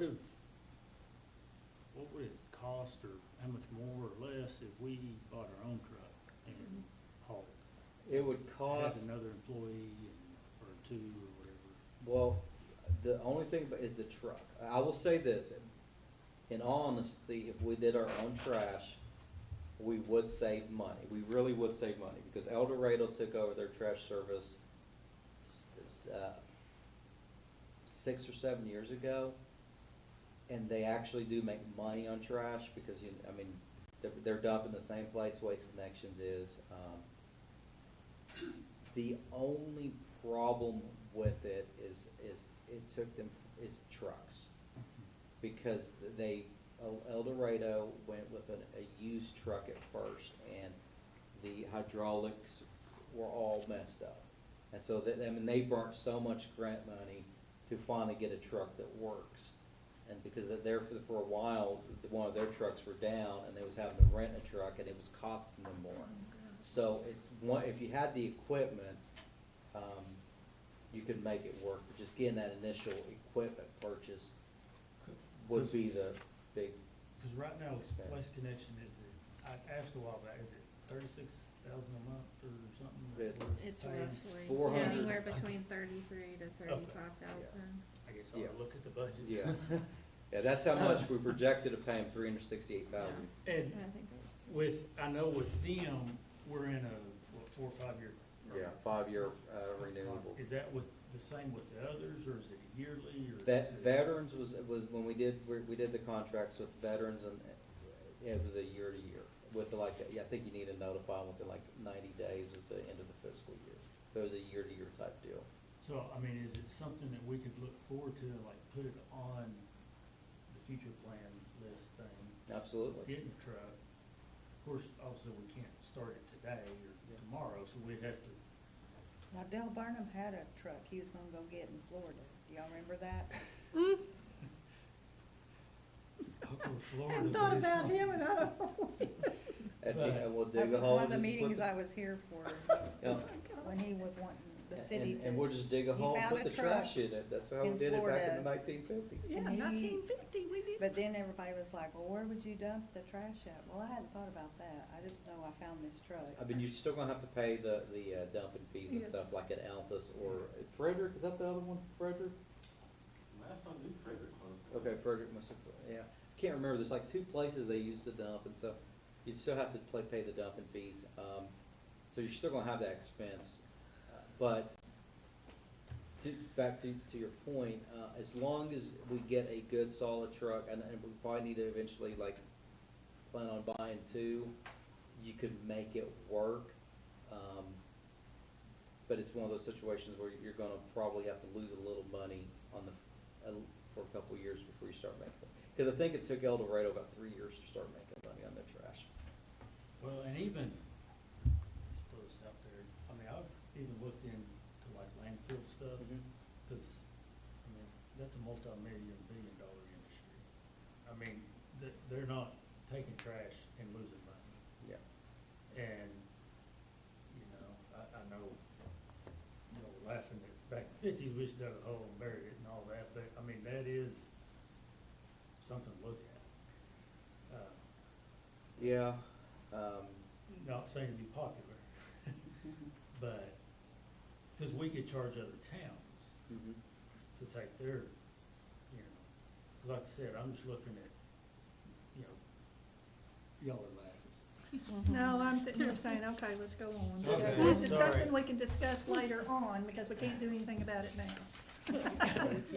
Figure it out. Oh, yeah, we're gonna change the budget and add $1 million to it right here, right? Well, we do have to come up with a budget statement, so when we do our 5-year plan, we can put that Oh, in. that's right, a 5-year plan, this would be perfect, you need to present that. So I can add that to our budget For a statement, 5-year plan. you know, working it and purchasing of a truck. Okay, next one. Sorry, Kirk, I was with you. This is, the GM one, that's the city manager budget, just for future reference, Mary Jane texted me about salaries, and I said put 75 to, 90, and that's what I budgeted this at $90,000. I did cut some of it, like for example, the, vehicle allowance, the car allowance, I went from 7,200 to 6,000. But pretty much everything in here is the same as it's been in previous years. So, but that also tells you what we have budgeted for a city manager, so when y'all just start doing interviews, you can know when salary comes up, that's where we're at with it. Now, of course, Sarah's and Brittany, they're like, well, bring up the fact that we could save $133,000 because we don't need no city manager. And I remind them that we have to change the charter, and how difficult it was the last time we did that, but. We were willing to co-manage. Corey's doing a great job as a dual position, so. This is just super temporary. The next line would be wastewater, $884,000 for that. There's no major changes to that. 2 employees are paid out of this, Kate Jennings and an open position. I think I kept them both at $13. I didn't go up on them. But we could if we want to, but Sarah told me not to, so I do what she tells me to. Stop it. He said he has to get a water license. So He's we, brand new, so. No. so we kept that. That's Glenn Harden's grandson. I didn't know he was. So that's where we're at with that. No major changes on that. Again, $72,000 of that is transfer, so of the $184,000 budget, about almost half, you know, close to half is transfers. So that's how much money we can't use on our wastewater. The next one is Public Works, and this is one I'm gonna spend a little bit of time for. Chris Halford is paid out of this. He was originally the only employee that was paid out of this fund. We moved Steve's salary to this fund as well. And we moved Jacob Struck, who is currently working under the code enforcement under this. And Steve kind of come up with this idea, and I think it's a great idea, of instead of like hiring people for departments, I just have some people that, what he calls floaters. Mhm. And so since we did cut, like in streets and cutting this, cutting that, you know, we have a floater here that can fill in where needed. And right now he's needed at ACO, so that's where it's at on that. And since Steve kinda is, I mean, he technically doesn't have the operation title, but he's basically been fulfilling that role. That's why he's back under here, so that way he can direct projects and,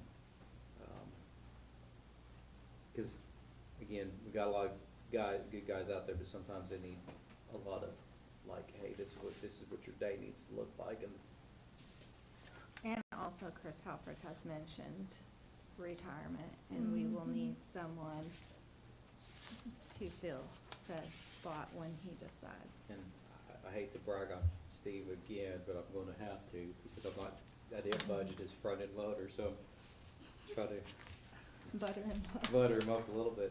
When he ran the street department, there was a noticeable difference in potholes. There was a whole lot less, so he's again, one gets out there, knows how to operate. And I mean, biggest complaint I hear about, that people make about, what I heard about Steve was that he he always wants to spend money, well, because he sees all the problems that need to be fixed, Yeah. and he's one of the, and I will say this whenever we had that lagoon project that had been floundering since I became a city attorney, under that DEQ consent order, Steve basically took the reins of that, and I think he probably worked the hardest coordinating me, the engineer, and everyone else that he needed to keep a fire lit under to get that project done. And so even kind of helped negotiate the easement in order for us to get the pipe installed. So there's a lot of projects that are completed because he's real quiet about it. You'll never hear it, but I'm gonna have to, so that's why I'm saying it, so. Well, thank you, Steve. Thank you, thank you. Come along, old Corey, I You just have, have to forgive me for not getting your front end loader this fiscal year. Golf fund, Sarah and I went through that, we cut it bare bones, this is basically utilities, is essentially what this is. We get a little bit from, this is one of those, the revenue and expenses are on the same line. We basically pay revenue, we just basically, essentially have just rentals out of it. And we do have to transfer $5,000 into this department in order to pay all the utilities and bills that the golf has. Before we move on from the golf fund, just to kind of give you an update on the golf course, that, I think I don't know if y'all was on here, but at one point we were thinking about repurposing it. It still needs to be repurposed because we're not using it for the golf course. Mhm. But it's extremely difficult because that was purchased with very restrictive federal funds, which says that if we were to ever stop using that as its intended purpose, we would have to buy the equivalent acreage somewhere else for public use. It's through it was basically a tourism grant. It's actually managed partially by the Oklahoma Department of Tourism. We're actually supposed to have signage saying that, this money was purchased through this fund, and it's supposed to have a logo out there. And for us to change the use, there's actually a process that has to be gone. We'd have to contact them and say, hey, we'd like to repurpose this for another public use, and then do a whole bunch of work on that end. That has never been done. I'm just telling you this because that is a ticking time bomb, because if somebody from Oklahoma Tourism, in fact, drives by and doesn't see the proper signage, sees that the golf course is closed, we could potentially be in trouble. And who keeps reminding me that we need to do something about it? So, because, nothing slips him. So that's something that, so we need to really brainstorm what we can do with it that can be a public use. That way we can put together a proposal to reopen that as a public space. My suggestion, again, I know we're going a little off path, but it's really relevant to the budget, is if you ever go to like Weatherford. I like to use Weatherford example because I lived there before, so I became pretty very familiar with that area. But north of town, they had this thing called the Sand Plum Trail, which is just like a kind of like a nature trail, and then they had what's called the Old Fishing Hole, which again had a trail around it, and then they had a disc golf around it. Cheap, easy to maintain, public use. We already got the golf trails out there, so I feel like we could probably repurpose it for some sort of green space, nature space. So that would be my suggestion. I think that's something we could probably do pretty cheaply, and And it would just be free, Yeah. there's no, so. and I because wanted to put a sand volleyball deal out there so families could go out there and, yeah, we could definitely do that too. Mhm. So just keep that in your mind, because that's probably something that we need to kind of consider doing because that's something that needs to be on our radar and really needs to be more of a priority than it is. And that's why I wanted to mention it. The street and alley fund, Fund 18, this is where we actually pay for, again, gasoline tax comes in this fund, so we get some interest revenue, some motor vehicle stuff. So we get some money out of this, and so we're going to transfer in about an additional $11,000 into this fund and spend about $30,000 for, and that's the asphalt, the concrete, stuff like that. This is a fund that can only be used for this. so we're just gonna tell the street department, we're gonna start buying this and tell the street department to start at one end of the town and don't stop till you get to the other. What's MV receipts? I don't really know what that is. I think it's like it has to be like a motor vehicle tax receipt, is all I can Oh, think of. well, I was wondering what Yeah. MV, motor vehicle, Yeah. yeah, that would be, yeah. Huh. Yeah, we get a motor vehicle tax from the county, I'm pretty sure is one of our taxes that they cut the check for. The next fund is the airport fund. Again, this is basically paying utilities and, where we get hangar and fuel cells and we just basically pay utilities out of it. We don't really get, I mean, eventually, sometimes we buy fuel, but for the most part, it's just kind of a wash. We don't Do really make. planes really get fuel there anymore? Oh, yes. They do? Lately, it's been, so the website that used to do the fuel that they can get on their phones and say what little airports have fuel updated. Mhm. And so in April and May, 8 different pilots each month have gotten fuel there. And when I first started, it was 1 pilot every 3 to 4 months. And so now we're getting Wow. multiple, cause I have to enter them all in and I'm like, we're getting airport fuel again? We have airport fuel, so the airport fuel Good. consumption has actually gone up. That's surprising because at one point we was like having to have our price way jacked up because we bought it at this rate and it just, nobody bought it. And so as the prices went down, we had to sell it at a loss just to get that tank. Just get, Yeah. yeah. For some strange reason, the next was pool. I think this is the last one, so we're at the end. It is the last one. And on this my- is Sarah's baby. We put $5,000 of additional revenue in here because there's some horrible sheetrock damage done. It's, It's To the to the inside. It's ugly. yeah, It's not beautiful. We've done our own patchwork because like we said, we couldn't get anybody to, Steve and I walked a guy through every building that needed sheetrock repair. He was supposed to quote us repair and then a full replacement and we never heard back. You're kidding. Yes, every building we So- walked him through. so we did budget 5,000 additional funds to do those repairs. But if we don't, I have some other ideas. Yeah. Like more shaded, like the, what are they, the carport looking things that we An have? awning? Awning, there you go. Yeah, a couple of those. We did some major Band-Aid repairs on the diving board. There's just several I things just in wish they there. still had the tall diving board, cause I remember my brother pushing me off I of just it. wish they still had the kiddie pool. Yeah, me too. Why they ever got rid of that just blows my I mind know, because now I know. it's. I remember. So if anybody wants to get donations or a grant or something for a kiddie pool, I'm all in. Yeah, because one of the issues we run into, so $5,000 additional repairs, and there's some more money available if possible, but, you know, we just kind of sit there.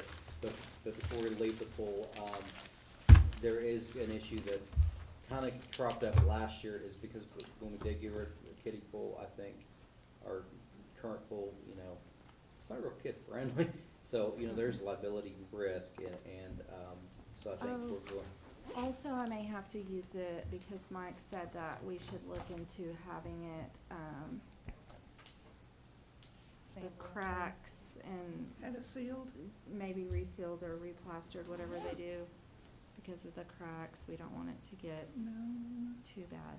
So I might have to, my bathrooms may have to just be ugly. So there's a lot of work that, and I don't, Mary Jane was on the board, I don't know if you was on here yet, the summer without a pool, Mm-hmm. oh my God, Oh, yeah.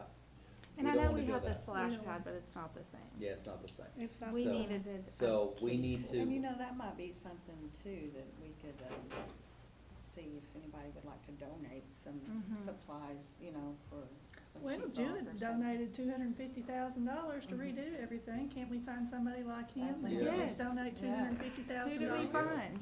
Yeah. We'll name the park after, we'll name half the park after him. but that's it in a nutshell, that's the numbers, it's really tight.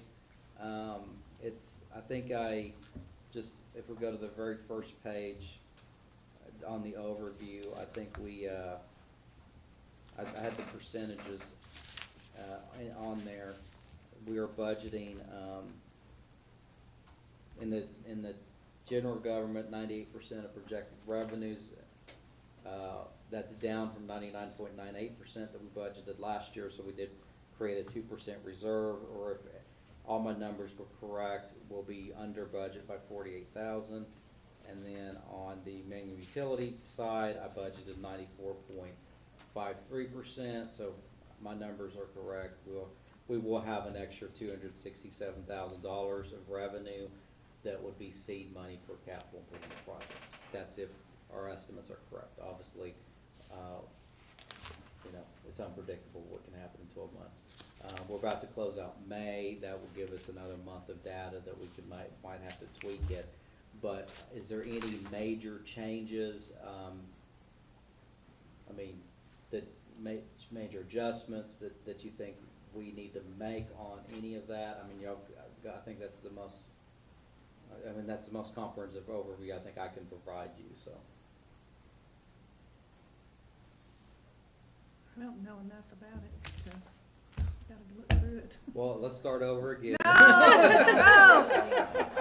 I'm sitting here telling you, hey, let's get out of here. Well, I don't have to, yeah, I mean, I just, y'all, besides us just sitting here, it's not our job to tell you what to do or how to do your job, I mean, but what can we do?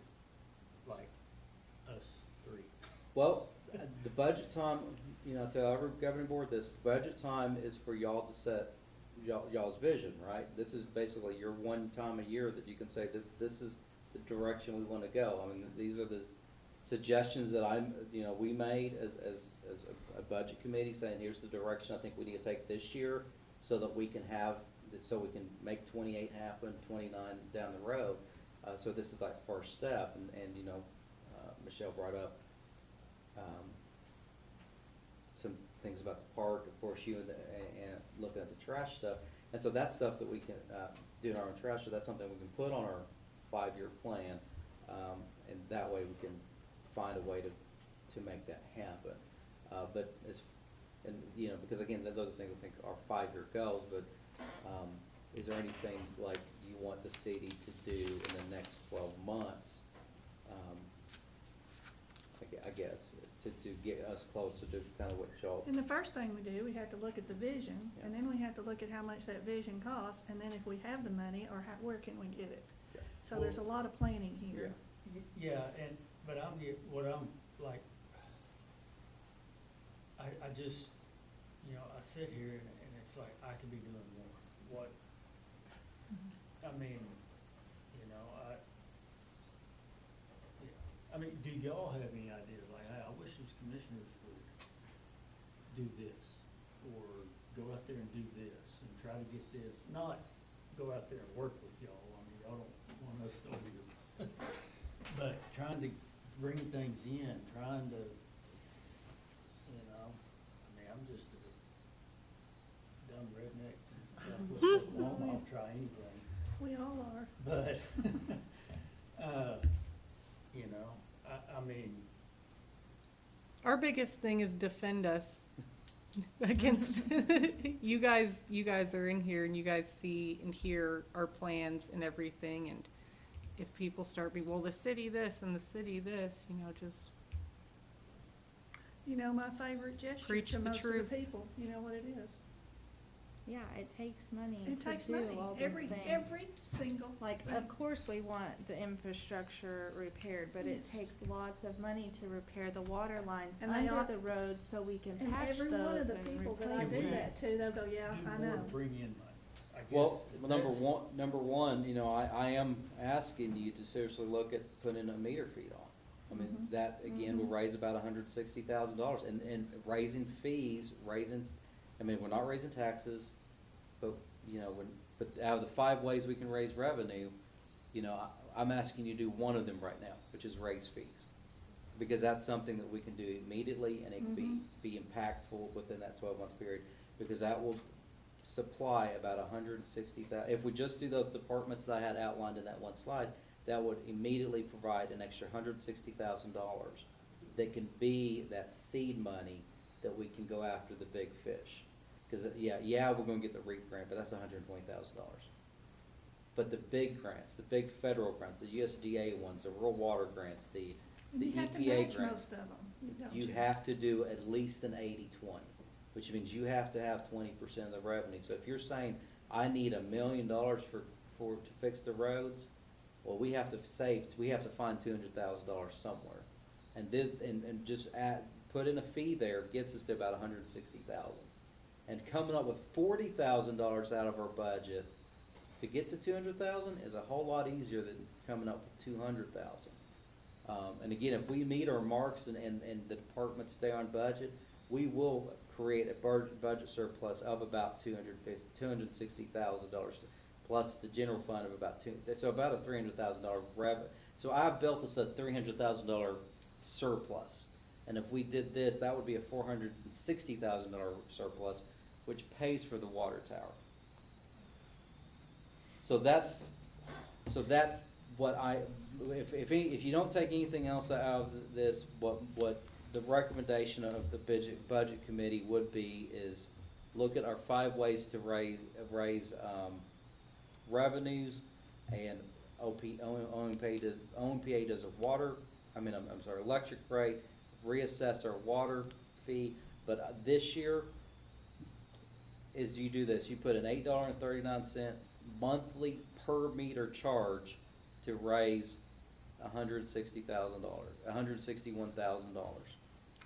And when we promote this, I think the most important thing to do is to do what you said as far as your plans. This is what we wanna do, A, B, C, D. Yes. Because if you go into detail about that and say, to be able to do this, then we would have to raise our taxes, our price, whatever.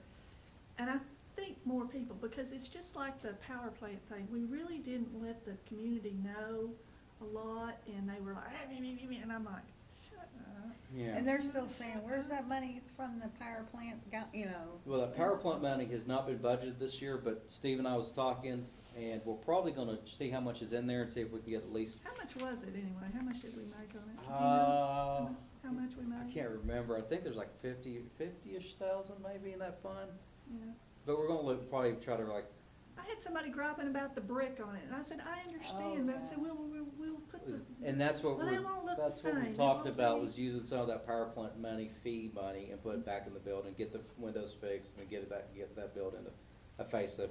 We're eventually gonna, I think, repurpose it, but we're kinda sitting here right now like we don't know what to repurpose it for, because it's really just a shell. Mhm. There's like, Mhm. I mean, if you haven't ever walked through there, Steve could tell you more than I can, but there's a lot of work that needs to be before it can be repurposed. But, that's one thing. But I think when we sell the fee thing, that's what I'm saying I think this is the first step. And I was talking to Steve the other day, since I've been here in 2017, the city has done a lot of good things, right? We made a lot of good equipment purchases as far as new vehicles go. We've got a new fire truck this past fiscal year. We bought a good city hall building because we needed a new city hall building. We have that water and electric meter, which we needed because those new meters capture more revenue for us, and it makes the lives of the employees so much easier and better. But we have not really had what I call a grand public, let's point at this and this is what the city does project in quite some time. And that's why I think the water tower needs to be that first project, because that is one of the biggest, you is. got roads, It's a- you have, and then it's that water tower, it's like in the top 3. And Well, that's you walk something, you come into town, what do you see? you see that water tower, you see it's surrounded by buzzards and rusty and The buzzards, I don't care. well, some people are Dale probably Clayton buzzards. hates them. Yeah, I know, you know who I was talking about. But, that's one thing that I think we could realistically do, with this fee. And plus, the surplus is we can get and that's something that we can point to next year and say, we wanna do this so that the general fund, and that's something, is the library, the police department, the fire department gets consistent revenue so we can keep more money to go to those big projects. And I think what you're saying is what needs to be said to, an open meeting, with the public. Because there's a lot of people that will not come up here. Mhm. But if we would have some kind of meeting with, I think it would be very, once we get it all planned Yeah. out. Well, and just explaining, I mean, obviously, Yes, just the explain. past few meetings, it's been the roads. Yeah. The complaints on the Mhm. roads. Yeah. But, and I'm not knocking them, I know they're, but anyway, but, if we say, hey, there's grants out there, but we gotta match it with by raising, by adding this fee. Well, I hopefully guess it's- people will watch this meeting then, cause it was YouTube streamed. This meeting was? Oh, good. So, Well, and I've talked to several people and they don't, and I try to explain, well, the water lines need to be fixed first and then we can work on the roads and then, well, they don't realize the water lines need to be fixed too. They just think the roads, but I think if you explain to them a little bit more that we need to start at the bottom and then work to the top and And that's why I structured the 5-year plan. they just see the top, Yes. they don't see the bottom. And that's why I structured that, is just focusing on those roads that I highlighted, what I call the main thoroughfares. Because if we just focus on the infrastructure on those roads, I think that's, it's an ambitious project, but it's a manageable project. And within 5 years, we get the water tower painted, we replace all the underground infrastructure in those areas, and we resurface and widen and make those roads nicer. And I think that would be a big look at this project type deal. I'd like to even see some of the entrances coming into town be cleaned up too. Well, if we do Lincoln, that could be part of the Lincoln project, and then, when we do Penn, that could be part of the Pennsylvania, because all the major thoroughfares are on roads that we have denoted.